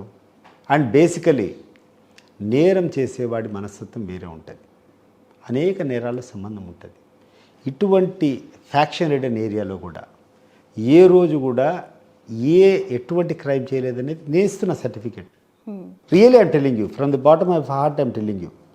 We had complaints against Rajasekhar Reddy, we had complaints against Vivekananda Reddy, we had complaints against Rajareddy, but never we had any complaint against Bhaskar Reddy that he was encouraging crime or criminal activities. I'm telling you the truth. Right. మీరు చాలా సుదీర్ఘంగా ఇక్కడ local పాలిటిక్స్ని చూస్తున్నారు కదా. షర్మిల గారి గురించి తను ఇస్తున్న స్పీచెస్ గురించి చూస్తూ ఉన్నప్పుడు ఏమనిపిస్తుంది? ఎందుకు అంటే ఆవిడ తన బాణాన్ని టువర్డ్స్ అవినాష్ రెడ్డి గారి వైపు చూస్తోంది, ఆ కుటుంబం వైపు చూపిస్తోంది, పదే పదే జగన్మోహన్ రెడ్డి గారిని విమర్శిస్తోంది కేసుకు సంబంధించి. అటు నుంచి అదే ఫోర్స్గా ఆదినారాయణ రెడ్డి గారి పాత్ర ఉందంటున్నారు, బీటెక్ రవి గారి పాత్ర కూడా ఉంది, వాళ్ళపైన కూడా విచారణ జరగాలని చెప్పి డిమాండ్ చేస్తూ ఉన్న పరిస్థితులు. ఒకటి మాత్రం స్పష్టంగా చెప్పగలుగుతానమ్మా, తెలుగుదేశం పార్టీలో ఉన్నటువంటి నాయకత్వం కానీ ప్రలోభ పెట్టడానికి, మనిషి ఎక్కడన్నా ఏదైనా చిన్న డిఫరెన్స్ ఎక్కడన్నా ఉందంటే దాన్ని వెడల్పు చేయడానికి, డిఫరెన్సెస్ని పెంచేదానికి వాళ్ళకి ఎన్ని కావాలంటే అన్నిటువంటి విభేదాలు పెట్టే ప్రయత్నం చేస్తారు. అనేక ఫ్యామిలీస్లో డిస్ప్యూట్ పెట్టడం జరిగింది, అనేక ఫ్యామిలీస్లో కూడా విడగొట్టడం జరిగింది. వీళ్ళు ఇదేమి ఈరోజు సామాన్యం కాదు. వాళ్ళ చేతిలో ఈమె చిక్కినటువంటి బలిపశువు. స్పష్టంగా నీకు చెప్తున్నాను, షర్మిలా గారికి కూడా ఈ ఎలక్షన్ అయిపోయిన తర్వాత కరివేపాకు మాదిరి ఆమె తీసి పక్కన వేయకుండా ఉంటే మీరు అడగండి. ఈరోజు ఆంధ్రజ్యోతి పేపర్, ఈనాడు పేపర్, ఇవన్నీ తెలుగుదేశం పార్టీ పేపర్లు అని చెప్పి ప్రతి ఒక్కరికి కూడా తెలుసు. తెలుగుదేశం పార్టీ వార్త తప్పితే ఎంత పెద్ద సభ అయినా కూడా, ఎంత పెద్ద కథ అయినా కూడా వైఎస్ఆర్ కాంగ్రెస్ పార్టీకి సంబంధించినటువంటి జరగవు. వేరే పార్టీలు, ఇతర పార్టీలు జరిగేటువంటి కార్యక్రమాలు దాంట్లో మెన్షన్ చేయరు. మరి అట్లాంటిది షర్మిలా గారిని బ్యానర్ ఐటమ్స్, సునీత గారిది బ్యానర్ ఐటమ్స్, ఈ ప్రపంచంలో ఈ దేశంలో ఇంక ఏం ఇష్యూ లేనట్టు ఇది కూర్చొని రాయడంలో ఏం వీళ్ళంతర్యం? ప్రపంచంలో ఇంకేం లేవా, దేశంలో ఇంకేం లేవా సమస్యలు? అయిపోయింది, ఒకరోజు రాశారు, హత్య జరిగింది, సరే బాధాకరమే, ఎవరికైనా కూడా ఎవ్రీబడి ఈజ్ కన్సర్న్. ఒక మంచి నాయకుడు, 10 మందికి ప్రజలకు అందుబాటులో ఉన్నటువంటి నాయకుడు చనిపోయాడు. సో సిబిఐ ఇన్వెస్టిగేట్ చేస్తూ ఉంది, వాళ్ళు ఛార్జ్షీట్ చేస్తారు. తర్వాత వాళ్ళు ఛార్జ్షీట్ చేసినంత మాత్రం అది 100కి 100 కరెక్ట్ కాదు, మళ్ళీ విచారణ జరుగుతుంది. విచారణలో ఎవరైతే దోషులు ఉన్నారో వాళ్ళ శిక్ష పడుతుంది. నా మీద కూడా ఈరోజు నేను చెప్తున్నాను, నా మీద ఛార్జ్షీట్ వేశారు, నేను ఒక మర్డర్ చేశానని చెప్పి. జనం ఏమన్నా నమ్ముతారా? నేను క్రిమినల్ అని నేను చేశానని చెప్తారా? మోపబడ్డాయి రాజకీయ పరిస్థితుల్లో, ఇంకో పరిస్థితిలో నా మీద మోపారు, అంత మాత్రం నేను నేరస్తున్నా. బట్ ఆ మరకలు ఎలా తుడిచేసుకోగలుగుతారు? ఒకసారి ఏమవుతుందంటే ఉరుము ఉంటుంది, ఒకసారి ఎవరి మీద పడుతుందో తెలియదు, పిడుగు ఉంటుంది, ఎవరి మీద పడుతుందో తెలియదు. దురదృష్టవంతులు పాపం. నిజంగా ఈ రోజు కూడా నాకు అదే బాధ. అవినాష్ రెడ్డి లాంటి మంచి వ్యక్తి పాపం దినదినం టెన్షన్. ఇప్పుడు కొన్ని లాజికల్ పాయింట్స్ వాళ్ళు అల్లేది ఏంటంటే ప్రజల్లోకి తీసుకుని పోయినారు వేరే రకంగా. అంటే మీరు ఏం చెప్పగలుగుతారు? అవినాష్ రెడ్డి గారిని జగన్మోహన్ రెడ్డి గారు ఎంకరేజ్ చేసి కడప ఎంపీ టికెట్ ఇవ్వడమే తప్పైందా? ఇదన్నిటికీ కారణం అవుతుంది. ఎందుకంటే అది షర్మిల గారు ఎక్స్పెక్ట్ చేశారా? ఇవ్వమని అడిగారా బిఫోర్? మీ నాలెడ్జ్లో ఏమైనా ఉందా? ఆ టికెట్ విషయంలో అయితే డెఫినెట్గా వివేకానంద రెడ్డి గారు ఆస్పిరెంటు, వివేకానంద రెడ్డి గారితో పాటు హీ వాజ్ లాబింగ్. ఒకవేళ నాకు లేకున్నా కూడా విజయమ్మకో లేకుండా అంటే షర్మిల గారికో టికెట్ ఇవ్వడం చెప్పేది దాని ముందు ప్రచారం జరుగుతూ ఉంది. ఎందుకనో అవినాష్ రెడ్డి గారి క్యారెక్టర్ నచ్చిందో లేకుంటే అవినాష్ రెడ్డి నిజంగానే is a very nice gentlemen. I'm telling you even today. 2014లో ఆయన పార్లమెంట్ సభ్యుడు అయినప్పటి నుంచి ఇప్పటి వరకు ఎక్కడన్నా ఎవరన్నా జిల్లాలో నేరం ఎక్కడన్నా ఎంకరేజ్ చేసాడు కానీ నేరస్తుడు కానీ ఎవరన్నా ఫీల్ అవుతున్నాడా? డిస్టిక్లో ఉన్నటువంటి పార్లమెంట్ పరిధిలో ఉన్నటువంటి ప్రతి ఒక్కరు ఆలోచన చేయండి. మీ కాన్స్టిట్యున్సీలో ఉండే మీ మీ మీ మీ ఏరియాల్లో ఉండే ఆయన ఒక పార్లమెంట్ సభ్యుడు ఏ రోజైనా ఎక్కడన్నా ఇన్వాల్వ్ అయ్యాడా? లేకుంటే ఎక్కడన్నా తప్పుడు తీసుకొని చెప్పి దాడులు చేయమని చెప్పాడా? లేకుంటే ఎవరన్నా క్రిమినల్ సపోర్ట్ చేయడం జరిగిందా? మరి అటువంటి వ్యక్తి వివేకానంద రెడ్డిని మీద చేస్తారంటే ఇది ఎట్లుంటుందంటే ఒక పావురం పోయి ఒక జంతువుని చంపినట్లు. పావురం ఎక్కడన్నా పోయి జంతువు చంపుతుందమ్మా? దానికి ఉందా? దాని నేచర్ ఏంది? పావురం నేచర్ ఏంది? అది ఒక శాంతికి చిహ్నము. అది పోయి ఒక క్రైమ్ చేస్తుంటే నమ్మేదానికి నిజంగా చెప్తున్నాం మనస్ఫూర్తిగా. బట్ వీళ్ళు రకరకాల ఏంటి చేస్తున్నారు ప్రజల్లోకైతే అది ఒక రాంగ్ మెసేజ్ అయిపోయింది. బట్ ఐ స్ట్రాంగ్లీ బిలీవ్ వాళ్ళకి అటువంటి మెంటాలిటీ కానీ వాళ్ళకి అటువంటి అవసరం కానీ అవసరం కూడా. ఇప్పుడు అందరూ చెప్పేది ఏది ఒకటి పార్లమెంట్ సభ్యునికి అంటున్నారు. నేను ఈరోజు చెప్తాండా, మీ ఆంధ్రజ్యోతి పేపర్లు మీ ఈనాడు పేపర్ తీసుకొని రండి. ఎప్పుడు అవినాష్ రెడ్డికి టికెట్ అనౌన్స్ చేశారు? అసలు అవినాష్ రెడ్డి గారి కోసం ప్రచారానికి పోయినాడా లేదా వివేకానంద రెడ్డి? ఇవన్నీ జరిగినప్పుడు కూర్చొని టికెట్ల గురించి మాట్లాడడం ఇది అనవసరం కదా. And I still admit there was a competition. ఇంట్లో కూర్చొని వివేకానంద రెడ్డి దానికోసం ట్రై చేయడము, అది రాదు అని తెలుసడం. ఎందుకంటే అతనికి రాదు అని ఎందుకు తెలిసిందంటే అతను ఆ ఫ్యామిలీతో డిఫర్ అయినాడు. రాజశేఖర రెడ్డి గారు చనిపోయిన తర్వాత కాంగ్రెస్ పార్టీలోనే కొనసాగాలని చెప్పి వివేకానంద రెడ్డి ఉండడము, లేదు ఇక్కడ మనకు సరైనటువంటి గౌరవం లేదని చెప్పి సొంత పార్టీ మన జగన్ గారు అయితేనేమి విజయమ్మ గారు అయితే సొంత పార్టీ పెట్టడము, ఇక్కడ రిజైన్ చేసేటప్పుడు వాళ్ళ మీదనే పోటీ చేయడం. ఈ నేపథ్యంలో అతనికి పార్లమెంట్ స్థానం అనేది ఆశ్చర్యం కరెక్ట్ కాదు. కాబట్టి వివేకానంద రెడ్డి ఆ రోజు కూర్చొని అతని పక్కన ఎట్లయినా కూడా నాకు ఆ అర్హత లేదు కాబట్టి కనీసం అమ్మనన్నా నిలబెట్టు లేకుంటే చెల్లినన్నా నిలబెట్టు అని చెప్పి ఇవన్నీ జరిగిన మాటలు వాస్తవమే. కానీ ఇవన్నీ ఎన్ని చెప్పినా కూడా Jaganmohan Reddy had made up his mind to give the ticket to Avinash Reddy and it was announced and it was come in the news papers. Sir, పర్సనల్గా మీ గురించి తెలుసుకుంటూ ఉన్న క్రమంలో 2020లో మీరు రిజైన్ చేసేసారు టీడీపీకి. ఏంటి కారణాలు అని చెప్పి కొంతమంది మీ అనుచరులు కావచ్చు, లేదంటే ఇక్కడున్న మీకు సంబంధించిన వ్యక్తులు బీటెక్ రవిని ఎంకరేజ్ చేయడం వల్లనే మీరు పార్టీ మారారు. నారా లోకేష్, చంద్రబాబు నాయుడు అతన్ని మీకు మించి జిల్లాలో ఆధిపత్యం చెలాయించడానికి ఫ్రీ హ్యాండ్ ఇచ్చారు. బీటెక్ రవి ఎదుగుదలని చూసి తట్టుకోలేకే మీరు బయటకు వచ్చారు. ఈ క్వశ్చన్ ఎలా తీసుకుంటారు మీరు? బీటెక్ రవికి నాకు కూడా చాలా మంచి సంబంధాలు ఉన్నాయి. Till today till I came in to this party we are very friendly. నాకు ఆయనకు ఎటువంటి రాజకీయ విభేదాలు లేవు. ఆయన కూడా నేనంటే విపరీతమైనటువంటి గౌరవమే. And all the elections almost 99 నుంచి అన్ని ఎలక్షన్స్ కూడా నాకు మద్దతుగానే వాళ్ళు చేశారు. వాళ్ళ కుటుంబం కానీ వాళ్ళు కానీ వాళ్ళ శక్తి మేరకు నాకు సపోర్ట్ చేస్తూనే వచ్చారు. నాకు వాళ్ళ మీద ఎటువంటి విభేదాలు లేవు. కాకపోతే 2020 తర్వాత నాకు స్పష్టంగా కనబడింది ఏంటంటే లోకేష్ చేతిలోకి పార్టీ వెళ్ళిపోయింది. చంద్రబాబు నాయుడు చేతుల నుంచి పూర్తిగా చంద్రబాబు నాయుడు ముందర ఊరికే విగ్రహం పెట్టాడు తప్పితే వెనకలంతా కూడా లోకేష్ చేస్తున్నాడు. లోకేష్కు అంత కాంపిటెన్స్ లేదు, పార్టీని నడిపేటువంటి అనుభవము లేదు. ఆ అనుభవంతో పాటు ఆయనకు విపరీతమైనటువంటి దాన్ని ఏమంటారు అరగెన్స్, అహంకారం.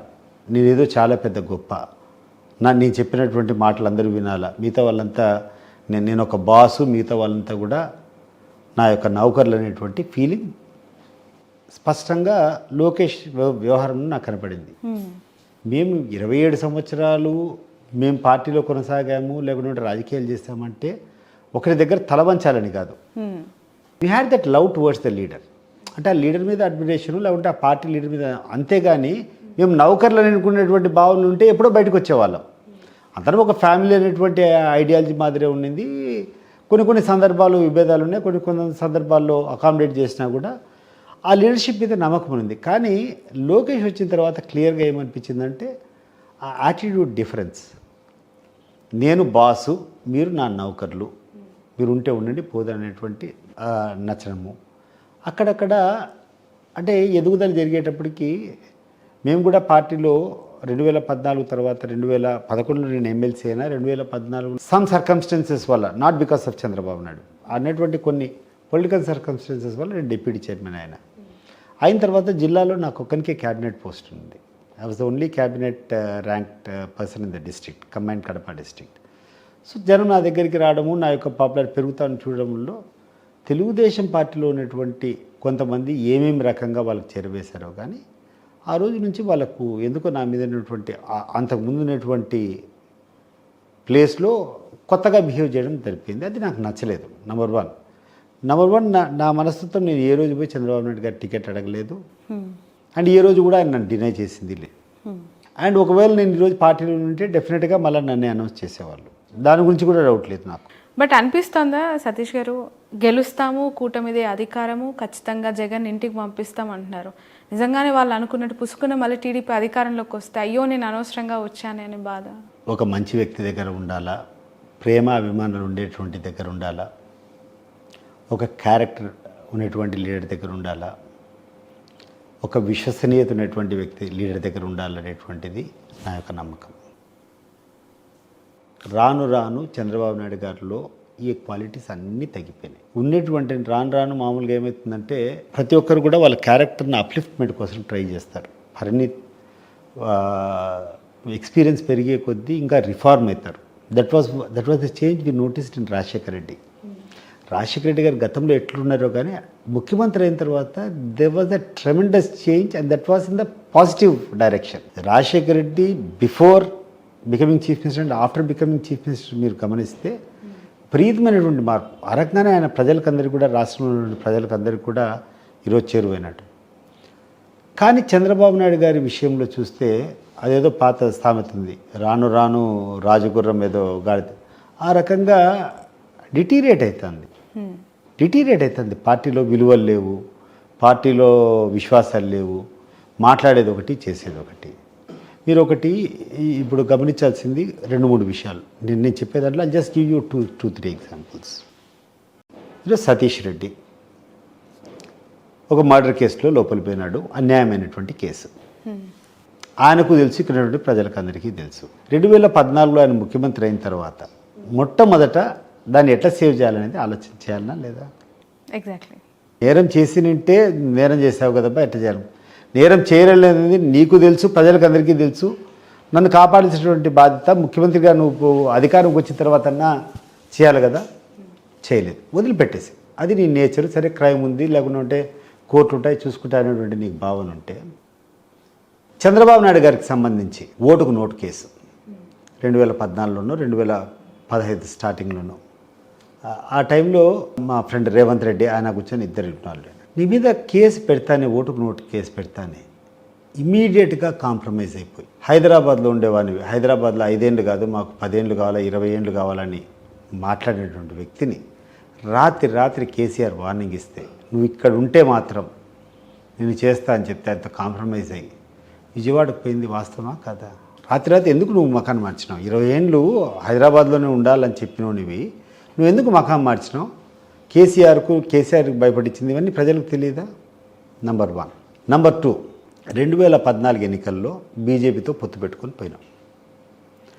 పెట్టుకొని పోయిన తర్వాత 4.5 సంవత్సరాలు కాపురం చేసిన తర్వాత ఆల్ ఆఫ్ ఏ సడన్ 5 నెలల ముందు కూర్చొని మనకు స్పెషల్ కేటగిరీ స్టేటస్ లేదు, ఈ రాష్ట్రానికి నయవంచన చేశారు, నమ్మక ద్రోహం చేశారు, సో వీళ్ళ మీద మన యుద్ధం అని చెప్పి నరేంద్ర మోడీ మీద అంతా యుద్ధం ప్రకటించావు కదా, తిరుగుబాటు చేసావు, ఇలా నల్ల చొక్కాలు వేసుకున్నావు, జిల్లాలో పోయి కూర్చున్నావు, మీటింగ్ పెట్టినావు, అదేందో సభలు, ఏదో సభ, నమ్మక ద్రోహం సభలు ఏదో పెట్టావు, చేసావు. ఆ 4 సంవత్సరాల్లో నేను ఐఎమ్ వన్ ఆఫ్ ది, మామూలుగా ప్రతి ఒక్క సందర్భంలో కూడా సర్వసభ్య సమావేశము లేకుండా ఉంటే ఈ యొక్క పోలిట్ బ్యూరో ఈ సమావేశాల్లో కూర్చొని క్లియర్గా చెప్పాడు, మనం స్పెషల్ కేటగిరీ స్టేటస్ అనేది అది ఆచరణ సాధ్యం కాదు.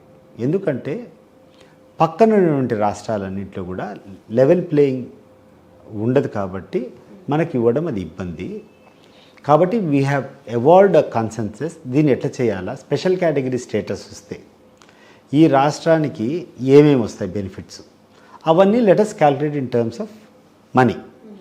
సో 40,000 కోట్ల వరకు మనకు బెనిఫిట్స్ రావచ్చు అనుకుంటున్నాం. ఆ 40,000 కోట్లు వాళ్ళు మనకు రీయింబర్స్ చేసేదానికి, ప్లస్ పోలవరం ప్రాజెక్ట్ అంతా కూడా వాళ్ళే ఫైనాన్స్ చేయడానికి, ఆ తర్వాత ఈ యొక్క సెంట్రల్ గవర్నమెంట్ సంబంధించినటువంటి ఇన్స్టిట్యూషన్స్, ఎయిమ్స్ అయితేనేమి, లేకుంటే రకరకాల ఇన్స్టిట్యూషన్స్ అన్ని, ఆర్బీకేలు, ఇవన్నీ కూడా 9 ఇన్స్టిట్యూషన్స్ అనుకుంటా, ఇవన్నీ ఇచ్చేదానికి ఒప్పుకున్నారు. ఇంతకంటే బెటర్ ప్యాకేజ్ ఏం రాదు.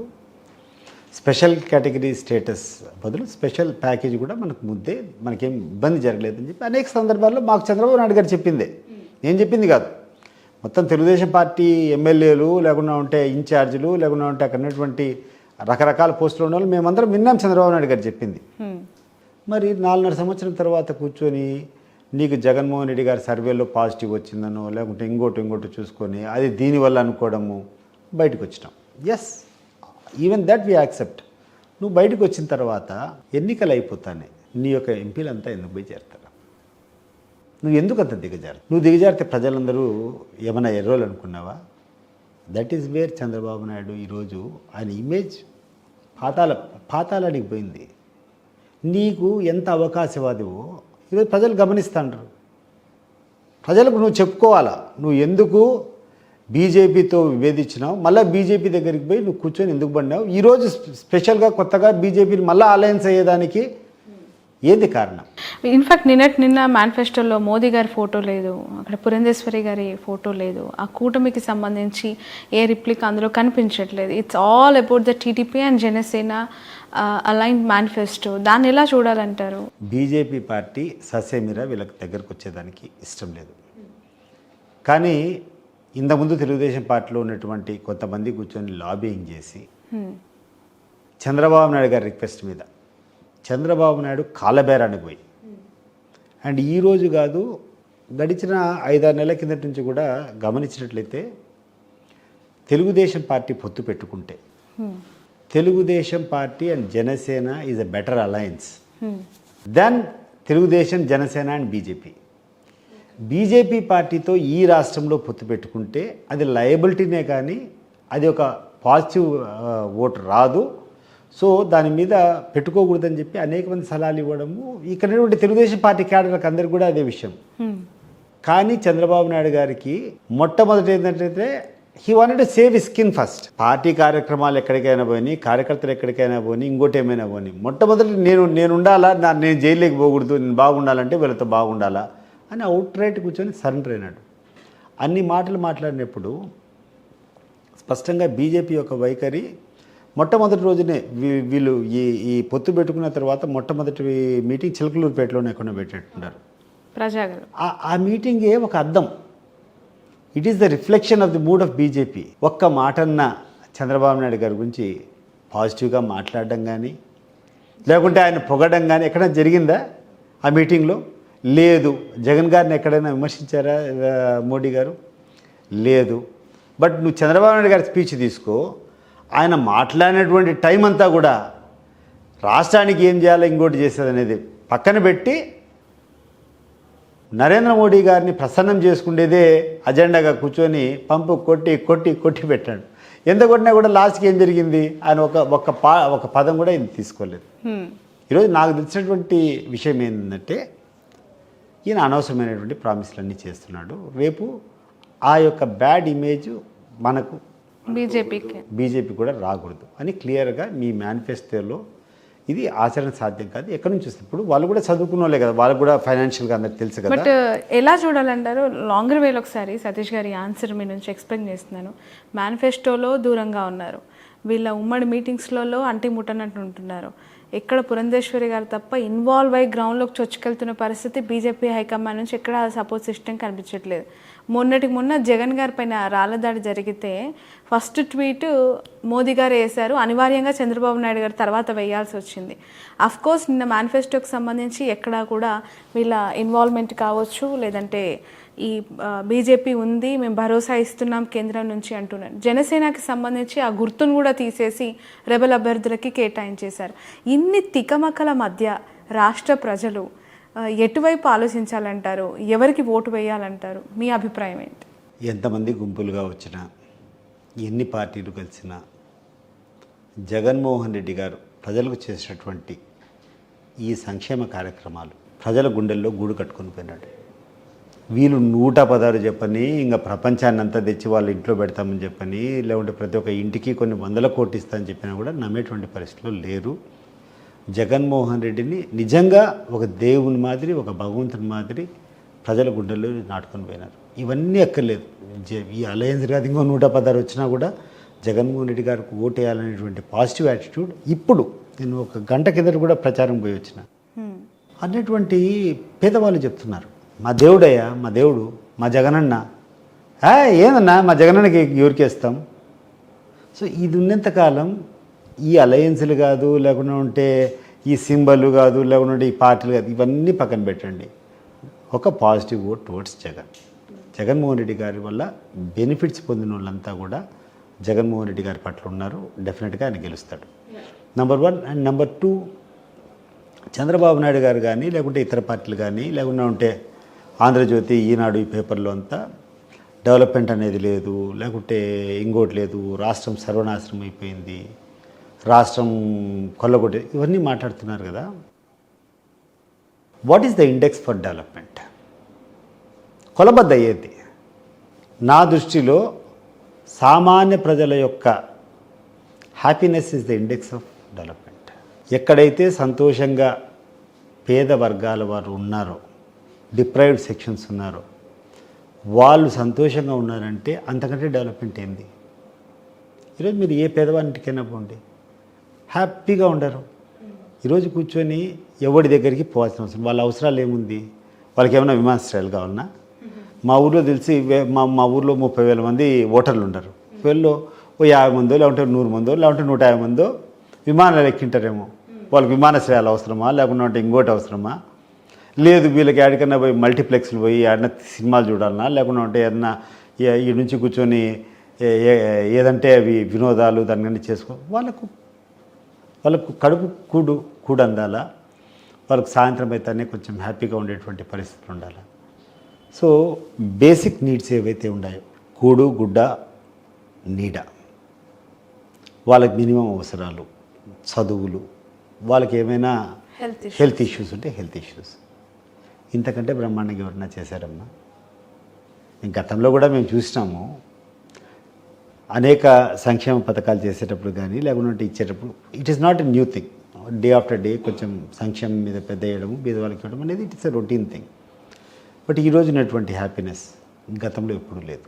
ఎందుకంటే గతంలో ఏదైనా సంక్షేమ పథకం రావాలంటే వాళ్ళు కూర్చొని 10 మంది దగ్గరికి తిరగాల్సినటువంటి పరిస్థితులు. ఆఫీసర్ల దగ్గర పోతే పలకుండా నిర్లక్ష్యం చేసేటప్పుడు స్థానికంగా ఉన్నటువంటి లీడర్ల యొక్క రికమెండేషన్ తీసుకొని పోవడము, లేకుండా ఉంటే వాళ్ళకు లంచాలు ఇవ్వడము, ఇవన్నీ తీసుకొని జరిగేటి.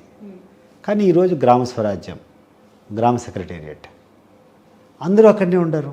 నీ ఊరు దాటి ₹1 నీకు ఆటో కూడా పెట్టుకొని, లేకుండా ఉంటే నువ్వు బస్సు ఎక్కిపోయి ఒక ₹5 ఛార్జీ కూడా పెట్టుకోకుండానే నువ్వు ఆడ పెడితే నీ వాలంటీరే, 50 కుటుంబాలకు ఒక వాలంటీరు, అతనే నీ యొక్క లిస్ట్ అంతా తీసుకొని పోవడం, ఆడనే ఆ కార్యాలయంలో, ఆ సచివాలయంలో తీసుకొని ఫీడ్ చేయడం. ఎవరికైతే అర్హత ఉందో, ఇక బెనిఫిషియరీస్ అన్నీ అడగండి. ₹1 ఎవరికైనా లంచం ఇచ్చారా? ₹1 లంచం ఇవ్వకుండా డైరెక్ట్గా మీకు రావాల్సినటువంటి బెనిఫిట్స్ అన్నీ మీకు అందుతున్నాయి. ఆ తర్వాత ఇంతకుముందు పెన్షన్స్ ఇవ్వడం అంటే పంచాయతీ బోర్డు కార్యాలయంకి పోవాలి, అందరు క్యూలో నిలబడాలా, ఒక రోజు పడేది, 2 రోజులు పడేది. మా వేంపల్లిలో అయితే 3 రోజులు 4 రోజులు పడేది. నేను కూడా బాధపడతా ఉన్నా. మా తమ్ముడు సర్పంచ్ ఇప్పుడు ఈ పెన్షన్ వచ్చినప్పుడంతా మా పంచాయతీ బోర్డు ఆఫీస్ ముందర పోతే కొన్ని వేల మంది ముస్లింలంతా చేతిగారు పెట్టుకొని వాళ్ళ టర్న్కి వచ్చేదానికోసం. ఈరోజు సూర్యుడు ఉదయించక ముందే వాళ్ళ ఇంటికి తీసుకొని వచ్చి ఇవ్వడం అనేది ఎంత ఆనందకరమైనటువంటి విషయము. నువ్వు దేహి అనుకుంటా పోయి, అయ్యా నాకు ఇవయ్యా, నాకు తివుడయ్యా తొందరగానే దాన్ని పోయి నువ్వు ఇట్లా ఇంట్లో దర్జాగా కూర్చొని ఉంటే నీ ఇంటికి వచ్చి ఇదో మా పెద్దమ్మా నీ డబ్బులు తీసుకో పెన్షన్ అని చెప్పి ఒక బాధ్యతగా చేస్తుంటారు కదా. That is being appreciated. ఈరోజు రేషన్ షాపులు ఇంతకుముందు ఏం చేస్తూ ఉన్నారు, డీలర్ దగ్గరికి పోతే వాడు డీలర్ మంచోడైతే సరే వారం రోజుల్లో 10 రోజులు ఇస్తాడు, లేకుండా ఉంటే ఫస్ట్ రోజు నుంచి తాళం వేసేసి ఒక 2 రోజులు ఇచ్చేసి అయిపోయినాయి సార్. టైమింగ్స్ పెట్టుకోవడము, వీళ్ళు పోయినప్పుడు వాడు మూసేయడము, వీళ్ళు 4 సార్లు 5 సార్లు పోవడము. కొన్ని సందర్భాల్లో వాడు అక్కడనే ఎక్కడ డిస్ట్రిబ్యూషన్ ఉందో ఆడనే తీసుకొని అక్కడనే లారీలు అమ్ముకొని వచ్చేటువంటి మా కళ్ళ ముందర మేము చూసాం. ఈరోజు డోర్ డెలివరీ, నీ దగ్గరికి వచ్చి నీకు కావాల్సిన నీ సరుకులు తీసుకొని వచ్చి నీ ఇంటికి వచ్చి నీకు ఇవ్వడం. నీకు ఆ దర్పం కూడా ఇప్పుడు ఒకడు బాధ్యతగా కూర్చొని నువ్వు వాని దగ్గర నేను బానిసను లేకుంటే నాకు దేహి అని చెప్పి నువ్వు అడుగునే స్టేజ్ నుంచి నువ్వు రాజుమాదిరి కూర్చొని ఉంటే పేదవాళ్ళు కూర్చొని వాళ్ళ ఇంటికి తీసుకుని పోయి ప్రభుత్వం పోయి సేవకుల మాదిరి వాళ్ళు ఇస్తూ ఉంటారు. నీకు ఆ లగ్జరీ, ఆ కంఫర్ట్. అండ్ దీనికి అన్నిటికీ కూడా ఎక్కడే కానీ ₹1 వాళ్ళు ఖర్చు పెట్టాల్సినటువంటి అవసరం లేదు. డైరెక్ట్గా బెనిఫిట్స్ అన్నీ అకౌంట్లోకి ట్రాన్స్ఫర్ అయిపోతున్నాయి. చదువు ఉంది, నెక్స్ట్ నీడ్ ఏమైపోతుంది, నీకు సంక్షేమం తర్వాత నీ కడుపుకు కావాల్సినటువంటివి నీకు కావాల్సిన తర్వాత కావాల్సింది ఎడ్యుకేషన్ ఆఫ్ యువర్ చిల్డ్రన్. చాలామంది సతమతం అయిపోతున్నారు. ఇక్కడ ఎవడు ₹4 డబ్బులు సంపాదించుకున్నా కూడా ఫస్ట్ వాళ్ళ నెక్స్ట్ ఏంటంటే పిల్లల్ని చదివించుకోవాలంటే స్థానికంగా ఉన్నటువంటి స్కూల్ సరిగ్గా ఉండవు, ఇంగ్లీష్ మీడియం అయితేనే వాళ్ళ భవిష్యత్తు ఉంటుంది అని చెప్పి కాన్వెంట్లోకి పంపించేవాళ్ళు. మా ఊర్లో కూడా ఎవడైనా కూడా కాన్వెంట్కి ఎందుకు పంపిస్తున్నాడు, గవర్నమెంట్ స్కూల్స్ కంటే బెటర్ అని. కానీ ఈరోజు అన్ని గవర్నమెంట్ స్కూల్స్ కంటే బెటర్గా ఈరోజు ఈ గవర్నమెంట్ స్కూల్స్ అన్నీ డెవలప్ అయిపోయినాయా? ఈ తల్లిదండ్రులు ఏదైతే కోరుకున్నారో ఇంగ్లీష్ మీడియం అనేది ఈరోజు వాళ్ళకి అందడం లేదా? ఇప్పుడు కూర్చొని మొన్న ఎప్పుడో నేను ఒక న్యూస్ పేపర్లో చూసాను, ఐ థింక్ ఈనాడు పేపర్లో అనుకుంటా, ఇది వచ్చేసి తెలుగునంతా నాశనం చేశారని. ఏమయ్యా మీరందరూ రామోజీరావు కానీ లేకుండా ఉంటే రాధాకృష్ణ కానీ లేకుండా ఉంటే చంద్రబాబు నాయుడు కానీ లేకుంటే దేవాంశ్ వీళ్ళందరూ తెలుగు మీడియంలో చదువుతానరా? మీరైతే నీ పిల్లోలను మీ వాళ్ళని అందరినీ భవిష్యత్తు బాగుండాలంటే మీరు ఇంగ్లీష్ మీడియం స్కూల్లో చేర్పించాలా? కానీ ఇక్కడ ఉండే లోకల్ పేదవాళ్ళు మాత్రం ఇంగ్లీష్ మీడియం చదవకూడదా, తెలుగు చదవాలా, లేకుంటే తెలుగు చదవకుంటే పెద్ద ఘోరం అంటున్నారు. మీ ఇళ్ళల్లో ఎంతమంది తెలుగు స్పష్టంగా చదవగలుగుతారు, రాయగలుగుతారు చెప్పు నాకు. ద సోకాల్డ్ పీపుల్ మీరు ఎవరెవరైతే శీర్షికలు రాశారో తెలుగు మీడియం మీద, తెలుగు భాష ఏదో అన్యాయం అయిపోతుందని, మీ ఇళ్ళల్లో మీ కోడళ్ళు ఎంతమంది తెలుగు రాయగలుగుతారు, తెలుగు మాట్లాడగలుగుతారు? అంటే ఇంగ్లీష్ బై మదర్ టంగ్ కాబట్టి ఏమన్నా 4 మాటలు ఏమన్నా మాట్లాడచ్చేమో, కానీ ఎంతమంది చేస్తారు? మీకైతే ఒక న్యాయం, ఇంకొకరికైతే ఒక న్యాయం. అంతే కదా, రాజకీయాలు అలానే అయిపోయాయి. నువ్వు తిట్టు, నేను తిట్టించుకుంటాను, మళ్ళీ నేనే రెచ్చగొడతాను. నాడు నేడు అనేటువంటి schemes, upgradation all the schools, facilities for the poor people అనేటువంటి వాళ్ళకు ఆ ఫుడ్ కూడా మీరు చూస్తున్నాం, very hygienic food, very healthy food. వాళ్ళకి కావాల్సినటువంటి అన్ని న్యూట్రియంట్ ఉండేటువంటి న్యూట్రిషన్ ఉండేటువంటి ఫుడ్ వాళ్ళకి ఇస్తూ ఉంటారు. రెండోది ఏ తరగతి చదువుతున్నా కూడా వాళ్ళకి ఇచ్చేటువంటి ఈ యొక్క స్కాలర్షిప్స్ కానీ ఫీజు రింబర్స్మెంట్స్ ఇవన్నీ జరుగుతున్నాయి. నెక్స్ట్ వైద్యం, ఎవరన్నా బాగాలేనప్పుడు పోతానే అన్ని జబ్బులకు ఇంతకుముందు ఉన్నటువంటి జబ్బుల లిస్టు ఈరోజు ఒక చెంతాడు అయిపోయింది. ఏ దానికైనా కూడా పోయి నువ్వు కార్పొరేట్ హాస్పిటల్లో వైద్యం చేయించుకోవచ్చు, ఆరోగ్యశ్రీ కింద చేసుకోవచ్చు. ఇంతకంటే ఏం కావాలా? నీకు ఆరోగ్యం జరుగుతూ ఉంది, ఎడ్యుకేషన్ జరుగుతూ ఉంది, సంక్షేమం జరుగుతూ ఉంది, నీ ఖర్చులకు డబ్బులు వస్తున్నాయి.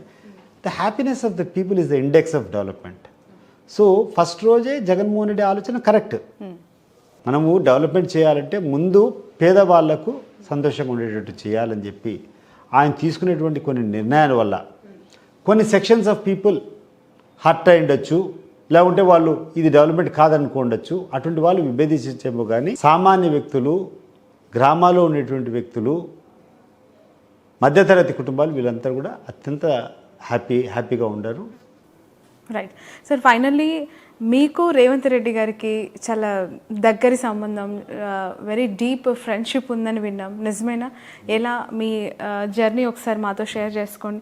ఇన్ఫ్యాక్ట్ మీరు టీడీపీని వదులుకున్న తర్వాత రీసెంట్గా వైసీపీలో జాయిన్ అయ్యే క్రమంలో కూడా రేవంత్ రెడ్డి గారే షర్మిల ద్వారా డ్రైవ్ చేశారు, మిమ్మల్ని కాంగ్రెస్ పార్టీ నుంచి కడపలో పోటీ చేయించాలి, పులివెందుల నుంచి పోటీ చేయించాలి అని చెప్పి మధ్యవర్తిత్వం కూడా జరిగింది. ఇందులోకి రాకుండా అడ్డుకున్నారు, జగన్ దగ్గరికి రాకుండా అడ్డుకున్నారు అని ఒక వార్త కూడా ఉంది. చాలా స్వచ్ఛమైనటువంటి ఫ్రెండ్షిప్ మా ఇద్దరిది. 1995-94లో ఆ టైంలో స్టార్ట్ అయినట్టుంది. ఎట్లా అది ఫ్రెండ్షిప్ కుదిరింది. అప్పటి నుంచి every day we use to meet. ఎప్పుడు కూడా మా ఇంటికి వచ్చేవాడు, ఇద్దరం కలిసి తిరిగే వాళ్ళం.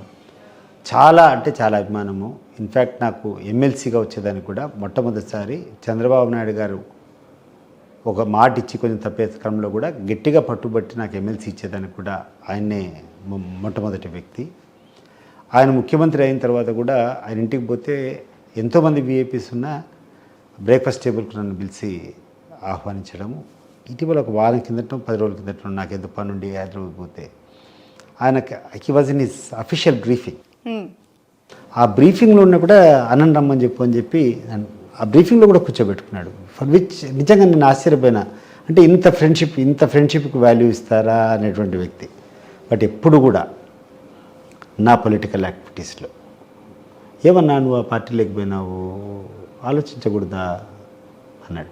అంటే ఉండేటువంటి పరిస్థితి నీకు తెలుసు కదా రేవంత్, చంద్రబాబు నాయుడు గారికి లోకేష్తో వచ్చిన తర్వాత అంతేలేనా ఏం చేస్తావు, అంతకు మించి ఆయన ఇంకోటి నాకు చేయలే.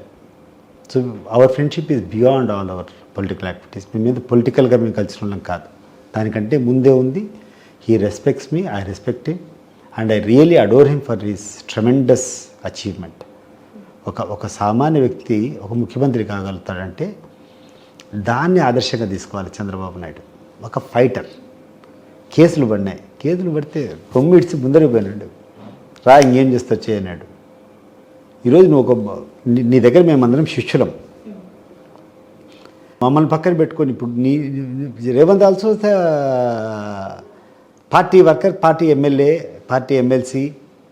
అటువంటి వ్యక్తి ఈరోజు తెలంగాణలో ముఖ్యమంత్రి కాగలిగినాడు. నువ్వు ఈ రోజుకి కూడా నువ్వు ఫైట్ కూడా ఇవ్వలేని పరిస్థితి పోతావు అంటే ఎక్కడ నువ్వు పడిపోయినావు అనేది తెలుగుదేశం పార్టీ థింక్ ట్యాంక్స్ అన్ని కూడా ఆలోచన చేయాలి. చాలా యాదృచ్ఛికంగా మీ జర్నీ ఇక్కడ నాకు అనిపిస్తోంది. మీ ఇద్దరు చాలా క్లోజెస్ట్ ఫ్రెండ్స్.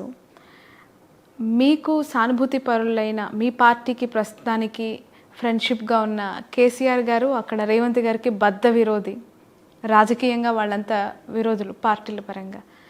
ఆయనకి బద్ధ శత్రువైన జగన్ గారు మీతో ఇప్పుడు అలైన్ అయి ఉన్నారు. ఆయన పార్టీలో మీరు జాయిన్ అయ్యారు. ఎలా చూడాలి సిమిలర్? మా ఫ్రెండ్షిప్కు రాజకీయానికి సంబంధం లేదమ్మా. మేము రాజకీయాలు రాకముందే, అంటే నేను అప్పటికే జస్ట్ టీడీపీ ఇన్ఛార్జ్గా అట్లా అనౌన్స్ అయ్యాను అంటే అప్పుడప్పుడే అనుకుంటా. అప్పటి నుంచి మేము కలిసి ప్రయాణం చేస్తూనే ఉన్నాం. ప్రతి ఒక్క ఫంక్షన్స్కి మా ఇంట్లో ఏం ఫంక్షన్ ఉన్నా రేవంత్ రెడ్డి వస్తాడు. రేవంత్ రెడ్డి ఇంట్లో ఏ ఫంక్షన్ జరిగినా మాకు ఆహ్వానం ఉంటుంది.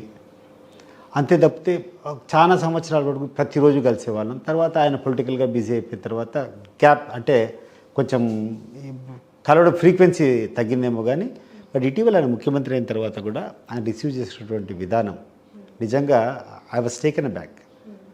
ఎవరు ఇవ్వరు అంత విలువ, ఎవరు ఇవ్వరు అంత విలువ ఇచ్చాడు. సీఎం అనే దర్పం కానీ అసలు లేదమ్మా. నాకు అదే ఆశ్చర్యం. నాకు అంత మాట్లాడి బయటకు వచ్చిన తర్వాత నాకు అనిపించింది, ఏంటి నేను సీఎంతోనా మాట్లాడింది అంటే, నేను అది రేవంత్ ఇది రేవంత్ అని చెప్పి నేను మాట్లాడుతాండే, ఆయన అదిన్నా ఇదిన్నా ఇది ఎట్లా జరుగుతుందినా అదేందినా వీళ్ళు ఇట్లా కాదు అంటే. ఎప్పుడు కూడా రేవంత్కు ఉన్నటువంటి అవగాహన పాలిటిక్స్ మీద కానీ లేకుంటే ఇష్యూస్ మీద కానీ ఆయనకున్నటువంటి ఇన్పుట్స్ కానీ అవగాహన కానీ ఏ నాయకునికి లేరమ్మా. There is no match. Revanth Reddy గారికి ఉన్నటువంటి అవగాహన ఇక్కడ ఏ రకంగా జరుగుతాయి, దీన్ని ఎట్లా చేయాలనే దాని మీద there is nobody I have seen. ఈ కాంటెంపరీస్లో ఎవరిలో కూడా లేదు. రైట్. షర్మిల గారు మిమ్మల్ని అప్రోచ్ అవ్వలేదా కాంగ్రెస్లో జాయిన్ అవ్వదు? ఎప్పుడు లేదు. కానీ సునీత గారు ఒకసారి ఫోన్ చేశారు, వచ్చినారు. బట్ రిలవెన్స్ లేదు కదమ్మా. ఇప్పుడు నీకు పొలిటికల్ పార్టీలో నువ్వు ఉండాలా, మీ డెసిషను. ఇప్పుడు ఫస్ట్ థింగ్ ఏంటంటే మీరేందో మీ మనసు ఏందో 10 మందికి తెలియదు, నమ్మకం లేదు. ఆ తర్వాత ఒకటే సబ్జెక్ట్ పెట్టుకొని మీరు మాట్లాడుతున్నారు. దాంట్లో we have our own doubts.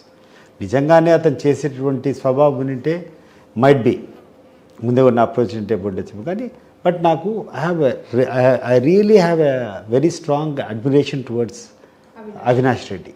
అనేక సందర్భాల్లో నేను తెలుగుదేశం పార్టీలో ఉండేటప్పుడు కూడా చెప్పాను, ఈరోజు కాదు, తెలుగుదేశం పార్టీలో ఉండేటప్పుడే చెప్పాను, వాళ్ళ టోల్ కాదయా మళ్ళీ ఎందుకు జరిగిందో ఇది ఎట్లా జరిగిందో తెలియదు. నిజంగా ఈవెన్ టుడే నలుగురిని పట్టుకున్నారు. ఆ నలుగురు కూర్చొని వీళ్ళే చేస్తారని చెప్పి సిబిఐ అంతా ఛార్జ్షీట్ వేసింది కదా. ఆ చంపినోడు కూర్చొని ఈరోజు అవినాష్ రెడ్డి మీద ఎందుకు చెప్తాడు? ఒకవేళ అవినాష్ రెడ్డి పాత్ర ఉంటే అవినాష్ రెడ్డి మీద ఎందుకు చెప్తాడు? అండ్ అతన్ని ఎవడైతే కన్ఫ్యూజ్ చేస్తాడో అతన్ని వీళ్ళు ఎందుకు సపోర్ట్ చేస్తారు? సునీతమ్మ రోజు సపోర్ట్ చేస్తూ ఉంది కదా. అండ్ దౌర్భాగ్యం ఏంటంటే అతను ఫ్రీగా పులివెందులో తిరుగుతున్నాడు. జగన్ గారు పార్టీలో జాయిన్ అయిన తర్వాత ఏమైనా డిస్కషన్ జరిగిందా రేవంత్ రెడ్డి గారు మీతో? ఎందుకు ఈ స్టెప్ తీసుకున్నారు? లేదు అసలు జగన్ గారు అంటే కొంత ప్రత్యర్థి పార్టీగా చూసే పరిస్థితి ఉంది కదా. ఇప్పుడు క్యాంపెయిన్ కూడా వస్తున్నారు ఆయన కాంగ్రెస్ పార్టీ తరఫున ఇక్కడ. నాకైతే ఇన్ఫర్మేషన్ లేదు, కానీ అదే ఆయన పార్టీ ఆయన ఏమైనా చేయొచ్చు. బట్ ఆయన ఏ పార్టీలో ఉన్నా ఏ పదవిలో ఉన్నా he is my dearest friend and he respects me like that also. It is not one way. ఎందుకంటే నేను మొన్న చూసా 1 week 10 days బ్యాక్. ఇప్పుడు విచ్ నోబడి ఆప్యాయత ఎవడు చూపించలేదు. ఒక ముఖ్యమంత్రిగా అఫీషియల్ బ్రీఫింగ్ జరుగుతూ ఉంటే ఆ బ్రీఫింగ్లో నేను వచ్చినా తెలుస్తాను, ఇమీడియట్గా ఆ బ్రీఫింగ్లో నేను కూడా కూర్చున్నా. రేవంత్ రెడ్డి గారు లాస్ట్ 10 yearsలో ఒక ఫైటర్ లాగా తను ఆల్మోస్ట్ అన్ని ఇష్యూస్ని కూడా చాలా సమర్థవంతంగా ఎదుర్కొని టఫెస్ట్ టైమ్స్ని ఫేస్ చేసిన ఒక గట్స్ ఉన్న లీడర్గా ఎస్టాబ్లిష్ అయ్యారు.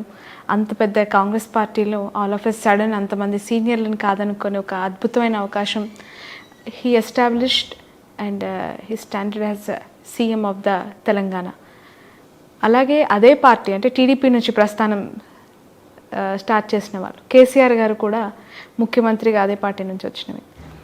ఫ్యూచర్లో అనిపిస్తుందా నారా లోకేష్ గారు ముఖ్యమంత్రి అవుతారు, నారా లోకేష్ గారు పార్టీలో ఖచ్చితంగా నాయకత్వం? నేనంటే నాకంటే విభేదాలు ఉన్నాయి. నారా లోకేష్ యొక్క వ్యవహారం గురించి గడిచిన చాలా ఇంటర్వ్యూస్ల గురించి చెప్పాను. ప్రత్యేకంగా ఈరోజు నేను చెప్పాల్సినటువంటి అవసరం లేదు. గుండె విప్పి ఆఫ్ ద రికార్డ్ కూర్చొని మీరు తెలుగుదేశం పార్టీ నాయకులు ఎవరైనా విచారించండి. దాంట్లో ఒక 2%, I'm not telling pass mark 30-40% కాదు, 2% తెలుగుదేశం పార్టీ లీడర్లో ఇతను మంచి వ్యక్తి, ఇతను క్యాబిలిటీ ఉన్నటువంటి వ్యక్తి ఉన్నాడంటే అతని గురించి డిస్కస్ చేయొచ్చు. ఇదే చంద్రబాబు నాయుడుకు డిటీరేట్ అయ్యేదానికి మొట్టమొదటి వ్యక్తి ఎవరంటే 100% లోకేష్. మీరు చరిత్రలో కూడా చూడండి, ఎప్పుడు కూడా బలవంతంగా నీ కుటుంబ సభ్యులను తీసుకొని చెప్పి రుద్దాలనుకుంటే ప్రజలు హర్షించరు.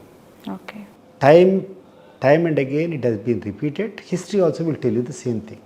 సంజయ్ గాంధీ ఇందిరాగాంధీ కొడుకు, అతను సేమ్. ఇప్పుడు లోకేష్ పాత్ర అనుకోండి, ఎంత చెడ్డ పేరు తెచ్చాడు ఇందిరాగాంధీకి.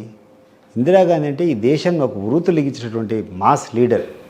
ఆమె ఓడిపోయింది కదా 1978లో. She has lost the election. Why she has lost the election? మీరు ఒక్కసారి అప్పుడు రికార్డ్స్ అంతా తీసుకోండి. It was that undue love towards her son and his interference in the government. అంతేనా? మీరు చరిత్ర చూడండి ఒకసారి. 78లో ఎందుకు ఇందిరాగాంధీ ఓడిపోయింది? అంత చారిస్మాటిక్ లీడర్, అంత స్టాల్బర్టు. ఆయన ఓడిపోవడం, దేశంలో ఓడిపోవడమే కాక ఆయన నిలబడినటువంటి పార్లమెంట్ స్థానంలో కూడా ఓడిపోయింది. ఆయన ఒక్క కొడుకు వల్ల, కొడుకు చేసేటువంటి ఇబ్బందుల వల్ల. సేమ్ థింగ్ చంద్రబాబు నాయుడు గారు కూడా. ఆయనకేం కొత్త ఏం కాదు.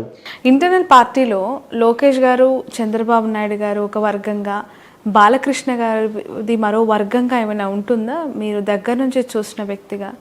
నాకు అట్లేం లేదమ్మా. ఒకటి, చంద్రబాబు నాయుడు గారిని దగ్గరగా గమనించినటువంటి వ్యక్తిగా మొట్టమొదట్లో ఆయనకు బాగా విలువలు ఉన్నాయి. మొట్టమొదట ముఖ్యమంత్రి అయినప్పుడు చాలా బాగా రిసీవింగ్ ఉన్నది. లేకుండా ఉంటే ప్రజలకు చేయాలనేటువంటి తాపత్రయం ఉన్నది. వినూత్నంగా జనం లేకపోవాలా, జనానికోసం మనం లీడర్గా ప్రూవ్ చేసుకోవాలి. రాను తగ్గిపోతా క్యాపిటలిస్ట్ మైండ్ పెరిగిపోయింది. అండ్ లోకేష్ గారు వచ్చిన తర్వాత పూర్తిగా అన్ని విలువలు అన్నిపోయినాయి. సార్, ఫైనల్గా చెప్పండి, ఇన్నిసార్లు పోటీ చేశారు, మీకు ఓటు వేయాలని అభ్యర్థించారు.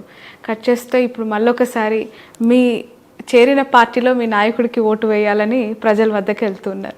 డిఫరెన్స్ ఎలా ఉంది, రెస్పాన్స్ ఎలా ఉంది, and what is your next political future Satish Reddy garu? ఒకటమ్మా, I don't have any political ambitions. So whatever thing has to happen it happen అని నాకేం ప్రత్యేకంగా ఇంకోట్లేదు. జగన్మోహన్ రెడ్డి గారి దగ్గర పార్టీలో చేరేటప్పుడు ఒకటే చెప్పాను, ఇన్ని రోజులు నా వెంట చాలామంది ఉన్నారు, నాకు సర్వీస్ మోటివ్తో నేను చేస్తాను. నాకు కావాల్సింది ఏంటంటే ఎవరన్నా నా దగ్గరికి వచ్చి సాయం కోరినప్పుడు అటువంటి విషయాలు మీరు నాకు చేయాలా. ఆ తర్వాత ఇంతవరకు నాతో చేయలేని వాళ్ళు తిరిగి నాతో పాటు వస్తారు, వాళ్ళను మీరు నేను ఏ రకంగా కాపాడుకున్నా ఆ రకంగా కాపాడేదానికి నాకు అవకాశం ఇవ్వాలి. అంతకుమించి ఏం లేదని చెప్పి. అండ్ రియలీ ఆల్సో మనస్ఫూర్తిగా ఐ డోంట్ హ్యావ్ ఎనీథింగ్. ఎందుకంటే నాకు I have a very nice family. I don't have any issues with my wife or with my children. నా చిల్డ్రన్ కూడా బాగా చదువుకున్నారు. Almost they have completed their studies. They will go for the business. They don't have any bad habits.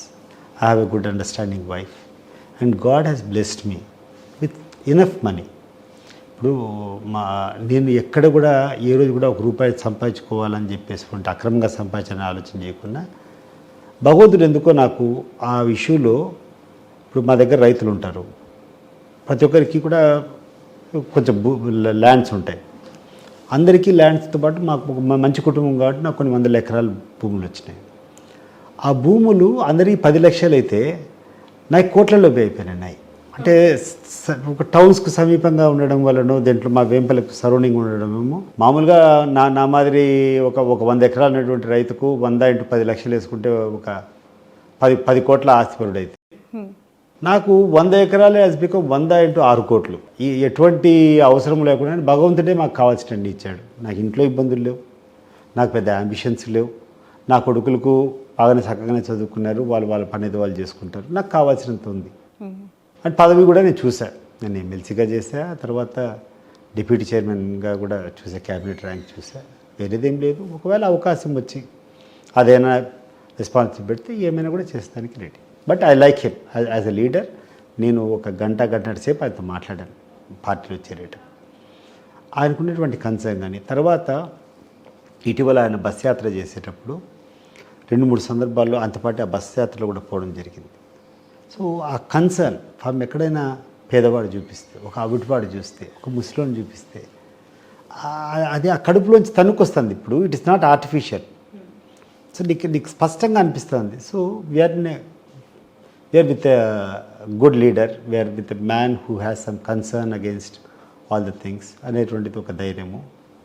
And నిజంగా లోకేష్ గారు కానీ చంద్రబాబు నాయుడు గారు కానీ నన్ను ఆ రకంగా ట్రీట్ చేయకుండా ఉంటే ఇంకా ఆ పార్టీలోనే కొనసాగేవాడిని. నాకెందుకో దైవ సంకల్పం ఉన్నట్టుంది, నేను కూడా బాగుపడాలి, అంత ఫ్రీగా ఉండాలి, హ్యాపీగా ఉండాలని. సో వాళ్ళంతకు వాళ్ళే కల్పించారు నాకు పరిస్థితులు కూడా. ఆ పార్టీలోంచి బయటకు వచ్చే రకంగా వాళ్ళే ప్రొవోక్ చేశారు. ఇప్పుడు చాలామందికి తెలియదు, లోకేష్ మంత్రి అయినప్పటికీ అప్పటికి 4 సార్లు నేను ఎమ్మెల్యేగా కంటెస్ట్ చేశా. కంటెస్ట్ చేయడం కూడా సామాన్యమైనటువంటి వ్యక్తులు కాదు, ముఖ్యమంత్రి స్థాయి ఉన్నటువంటి వ్యక్తులతో నేను కంటెస్ట్ చేశా. అండ్ 4 సార్లు కూడా మీరు టికెట్లు ఇస్తే కంటెస్ట్ చేశా, కానీ నేను వచ్చి మిమ్మల్ని రిక్వెస్ట్ చేసుకొని కంటెస్ట్ చేసింది కాదు. మరి అటువంటి వ్యక్తిని నేను పోతే నాకు అపాయింట్మెంట్ ఇవ్వలేదమ్మా 4 సార్లు. నా ముందర ఎవరెవరినో కలుస్తాడు పోతాడు అంటే బలవంతంగా కనపడినట్టు, నువ్వు లెక్క లేదనేటట్లు ఇల్ట్రీట్ చేయడం జరిగింది. సో ఆ కారణాల వల్ల బయటికి రావాల్సి వచ్చింది. నిజంగా అతను కరెక్ట్గా ట్రీట్మెంట్ చేసినంటే నేను ఇట్లా నాకు మంచి కాలం వచ్చిండేది కాదు, ఇట్లా మంచి వ్యక్తులతో కలిసి ఉండేవాడిని కాదు. అది వాళ్ళ చదివే అంటారు, అంతే కదా. All the credit goes to them. Okay. So పెంపల్లిలో ఒక్క ఓటు కూడా పక్క పార్టీకి పోయే అవకాశమే లేదంటారా? ఇంకా మీరు ఇప్పుడు ఎట్లా చెప్తామ్మా, ఇప్పుడు పార్టీలు ఉంటే డెఫినెట్లీ మంచి మెజారిటీ వస్తుంది. ఎవడి ఓటు వాళ్ళు వేసుకుంటాడు.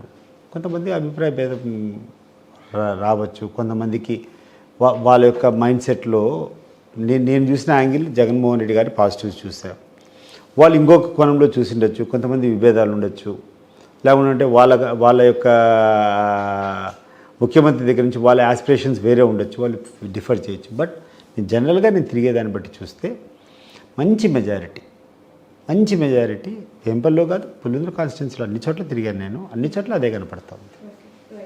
ఫైనల్లీ మీతో సఖ్యతగా ఉండే బీటెక్ రవి గారు ఇప్పుడు జగన్ గారి పైన పోటీ చేస్తున్నారు కదా, ఏంటి మీ కమెంట్ ఏంటి? So it all happens. ఇప్పుడు ఆయన వేరే పార్టీలో ఉన్నారు, నేను ఆయనకి మద్దతు ఇవ్వలేను. But I can just wish him all the best, అంతే తప్పితే దట్ ఈస్ ద ఫార్మాలిటీ.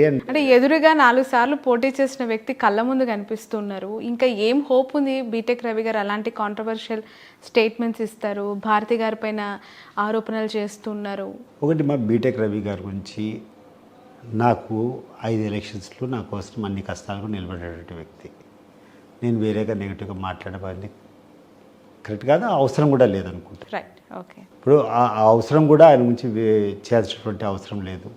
పాపం నా కోసం అయితే 5 ఎలక్షన్స్ అయితే నాకు అది చేశాడు ఆయన. వీరున్నప్పుడు ఎప్పుడో ఒకసారి అయితే నేను ఆయన రుణం కూడా తీర్చుకోవాలా. బట్ ఇప్పుడైతే అనివార్యం అయిపోయింది నాకు. ఈ పార్టీలో చేరిన తర్వాత ఈ పార్టీ కోసం ఏ రకంగా తెలుగుదేశం పార్టీలో నేను ఇన్నేళ్ళు పనిచేశానో అంతకంటే అదే శక్తితో, అదే ఎనర్జీతో I will fight for Jaganmohan Reddy. And I wish ఆయన మంచి చేయాలా, ఇదే రకమైనటువంటి మైండ్ సెట్తో ఉండాలా.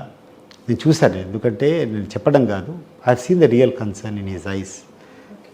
బస్సు పోయేటప్పుడు ఎక్కడైనా ముసలోడు కనపడితే, ఎక్కడైనా ఒక అవిటివాడు కనపడితే, ఎక్కడ ఒక డిస్ట్రెస్ బస్సు ఆపిచ్చేసి దిగి వాళ్ళని దగ్గరికి తీసుకొని ఆ ఆప్యాయత, వాళ్ళ సమస్య పరిష్కారం కావాలని చెప్పి వాళ్ళ డీటెయిల్స్ తీసుకోవడము, ఇమీడియట్గా సీఎంలకు చేయడము, అండ్ వాళ్ళు ఫాలో అప్ చేయడము, మళ్ళీ వాళ్ళకి ఇమీడియట్గా న్యాయం జరిగేటట్టు చేయడము, ఇవన్నీ చూసిన తర్వాత గొప్ప విలువలు ఉన్నటువంటి వ్యక్తి, ఎస్పెషల్లీ హ్యుమానిటేరియన్ ఆస్పెక్ట్లో is a very good humanitarian and definitely he is for the poor development. If people think ఒక్కొక్కరికో కాన్సెప్ట్ ఉండొచ్చు, ఒకరికి డెవలప్మెంట్ అంటే బిల్డింగ్ ఉండొచ్చు, మల్టీ స్కై స్క్రేపర్స్ కావాలనుకోవచ్చు, లేకుంటే వాళ్ళ ఊరికి హై స్పీడ్ ట్రైన్స్ కావాలనుకోవచ్చు, లేకుంటే విమానాల్లో ఇంకా ఫెసిలిటీస్ కావాలనుకోవచ్చు, ఎవరి కోరికలు వాళ్ళు ఉండొచ్చు. బట్ సామాన్య ప్రజలు ఆనందంగా ఉండాలా, అదే అభివృద్ధి అనుకునేటువంటి లక్ష్యంతో పోయినాడు, అదే టార్గెట్ పెట్టుకున్నాడు, అదే అచీవ్ అయ్యాడు. Thank you so much Satish Reddy garu, మీ సుదీర్ఘమైన టైంని చాలా టైం తీసుకున్నాను మీ దగ్గర. Of course you are tired very in conversing about Jaganmohan Reddy garu and doing a very hardest campaign ఈ టెంపరేచర్లో. అసలు మామూలుగానే రాయలసీమలో మా ఉత్తి రోజుల్లోనే ఎక్కువగా ఉంటుంది టెంపరేచర్, దట్టు ఈ ఎండాకాలము, ఈ ఎలక్షన్ టైం పీక్ అమ్మా. ఇప్పుడు ఈరోజు రేపు మన్నాడు అనుకుంటా, గడిచిన 2 రోజులు, ఇంకొక 4 రోజులు హైయెస్ట్. ఇంకా ఆ తర్వాత అంతా మనం ఇప్పుడు చూస్తుంటాం కదా గూగుల్లో వెదర్ ఫోర్కాస్ట్ అంతా, it is on the peak. So వేడి తప్పదు. నేనే కాదు, నా కుటుంబ సభ్యులందరూ కూడా చాలా ఎనర్జెటిక్గా తిరుగుతున్నారు, especially my kids. Especially yesterday Bharathi గారితో మీ ఫ్యామిలీ అంతా తిరుగుతాం. ఆయన నిన్న వచ్చారు, వాళ్ళ పాపం 2 months నుంచి. నా elder son he has finished his law. So ఏం చేయాలనేది ఇంకా ఆలోచన చేస్తున్నాడు. ఒక 2 నెలలు కోర్టుకు పోయాడు, 2 నెలలు నా వర్క్స్ అవి నా కాంటాక్ట్స్ దగ్గర పోయి వచ్చాడు. సో మధ్యలో ఇది వచ్చింది, సరే ఇది కూడా చూస్తాం అనుకుంటే ఎస్ కమెంట్. ఎవరైనా ఫ్యూచర్ పొలిటీషియన్ అయ్యే అవకాశం ఉంది? తెలియదమ్మా, ఇంట్రెస్ట్ చూపిస్తున్నారు ఎవరైనా ఇద్దరు? వాళ్ళు దాంట్లో ఇంట్రెస్ట్ చూపించినా కూడా నా వరకు నేను చేయగలిగినటువంటి సహాయం definitely I will be there behind them. చేసేదని చేస్తాను. పెద్ద కొడుక చిన్న కొడుకు? ఇద్దరు. నా పెద్ద కొడుకు లా అయిపోయింది, బయటకు వచ్చాడు. ఎవరు ఎక్కువగా పాలిటిక్స్ అంటే ఇంట్రెస్ట్ చూపిస్తారు? ఇద్దరు తిరుగుతున్నట్టున్నారమ్మా, ఇద్దరు బాగానే తిరుగుతుండ్రు and they like that legacy. అంటే మేము we come from a political background ఉన్నటువంటి ఫ్యామిలీ. జేసీ గారు కూడా మీకు రిలేటివ్ అవుతారు అని చెప్పి విని. దివాకర్ రెడ్డి గారి మిస్సెస్ మా అమ్మ అక్క చెల్లెలు. సో మీది చాలా పెద్ద బ్యాక్గ్రౌండ్ ఉన్న ఫ్యామిలీ. ఎందుకమ్మా, ఇప్పుడు వాసు ఉన్నాడు కదా కడప, ఇప్పుడు మాధవి కంటెస్ట్ చేస్తుంది కదా కడప టౌన్. అవును, ఆమె హస్బెండ్ వాసు ఉన్నాడు కదా, politburo member Telugu Desam party. ఆయన మా మేనత కొడుకు, అంటే మా father sisters son. Okay okay. So families అన్నీ కూడా ఇప్పుడు టీడీపీలోనే ఉన్నాయి, బట్ మీరు మాత్రమే వైసీపీలోకి. అంటే ఒక విచిత్రం జరిగిందమ్మా. లాస్ట్ టైం మా స్కూల్లోంచి మేము హార్సిల్ స్కూల్లో చదువుకున్నాం. 4 కంటెస్ట్ చేసాం ఎలక్షన్స్లో, last 2019 elections. And all of them from Telugu Desam party. Kesineni Nani Vijayawada MP ఉన్నాడు కదా, అవును, ఇద్దరు క్లోజెస్ట్ ఫ్రెండ్స్. కేసినేని నాని మేమందరం ఒకటే క్లాస్. రమేష్ రెడ్డి గారు, ఇప్పుడు శ్రీనివాస్ రెడ్డి అని చెప్పారు కదా, వాళ్ళ బ్రదర్ రమేష్ రెడ్డి గారు. ఆయన మేము ముగ్గురం క్లాస్మేట్స్. మా జూనియర్ ఒక అమ్మాయి అనీషా రెడ్డి అని ఉండింది. So Anisha contest against Peddireddy Ramachandra Reddy in Punganur. Ramesh contested in Rayachoti. I contested here in Pulivendula. And Nani contested as a parliament member in Vijayawada, and all of us in TDP party. But coincidentally what happened, this time all 4 of us party మార్చేశారు. టీడీపీలోంచి అందరము వైకాపాలోకి వచ్చినాం. But only Nani is alone contesting. నేను మొన్న చూసాను, అనీషా గారు మీ ఆధ్వర్యంలోనే కదా, ఆధ్వర్యం కాదు కానీ ఆడ కలిసాం యాక్సిడెంట్ జగన్ గారు కండువా. So I was explaining to ముఖ్యమంత్రి గారు ఇది మా లింక్ అని చెప్పి. Okay, nice. Okay, right. Thank you so much Satish Reddy garu. Wish you all the best. అంటే చూస్తూ ఉన్నప్పుడు ఎదుటి వ్యక్తుల అభిప్రాయాలు, వాళ్ళ ఉద్దేశాలు ఏంటో తెలియదు. ఇలాంటి సెన్సిటివ్ ఏరియా, ఫ్యాక్షన్ ఏరియా అని చెప్పి మాట్లాడుకునే ఏరియాలో ఒక purity of affection and love towards the people. మీకు విషయం చెప్పాలమ్మా.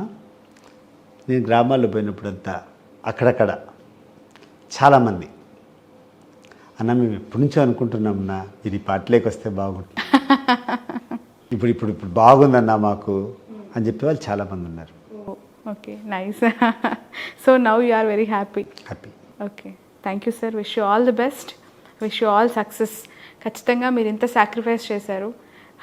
ఇది సాక్రిఫైస్ అనే చెప్పాలి, ఎందుకంటే మీరు అనుకున్నట్టుగా జరగకపోయినా ఉన్న దాంట్లో తృప్తిగా హ్యాపీగా బతుకుతూ ఉన్నారు. అండ్ మీ సపోర్టు, మీ ఏదైతే పవర్స్ ఉన్నాయో అవన్నీ కూడా మీ లీడర్ని గెలిపించుకోవటానికి కృషి చేస్తూ ఉన్నారు. Still in same constituency.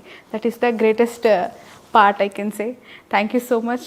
Wish you all the best, wish you all success. ఇది పులివెందుల నియోజకవర్గం వెంపల్లి గ్రామంలో ప్రస్తుతం మనం సతీష్ రెడ్డి గారి ఇంట్లో ఆయన ఇంటర్వ్యూ చేసిన పరిస్థితి. మొత్తానికి రాష్ట్రం మొత్తం జగన్మోహన్ రెడ్డి వేవ్ కనిపిస్తోంది. కామన్ పీపుల్ నుంచి, సాధారణ ప్రజల నుంచి ఒక మూడ్ జగన్మోహన్ రెడ్డి వైపే కనిపిస్తూ ఉంది. కాబట్టి ఆయన గెలుస్తారని చెప్పి ఆయన చెప్తూ ఉన్నారు. చాలా ఇష్టపూర్వకంగా జగన్ దగ్గర నుంచి చూసిన ఉన్న వ్యక్తిగానే వైసీపీలోకి రావడం జరిగిందని కూడా ఆయన మాట్లాడుతున్నారు. That's all for now. ఇప్పుడు ఆపరేషన్ లేకుండానే మోకాళ్లకు ప్లాస్మా ట్రీట్మెంట్, మీ ఆర్థోపెటిక్ సమస్యలన్నిటికీ రోబోటిక్ టెక్నాలజీ ద్వారా తక్కువ ఖర్చుతో శాశ్వత పరిష్కారం, ఫ్రీ కన్సల్టేషన్, ప్రతి ట్రీట్మెంట్ పై 20% డిస్కౌంట్. ఈ ఆఫర్ కొద్ది రోజులు మాత్రమే. త్వరపడండి. V9 hospitals, 9281465842.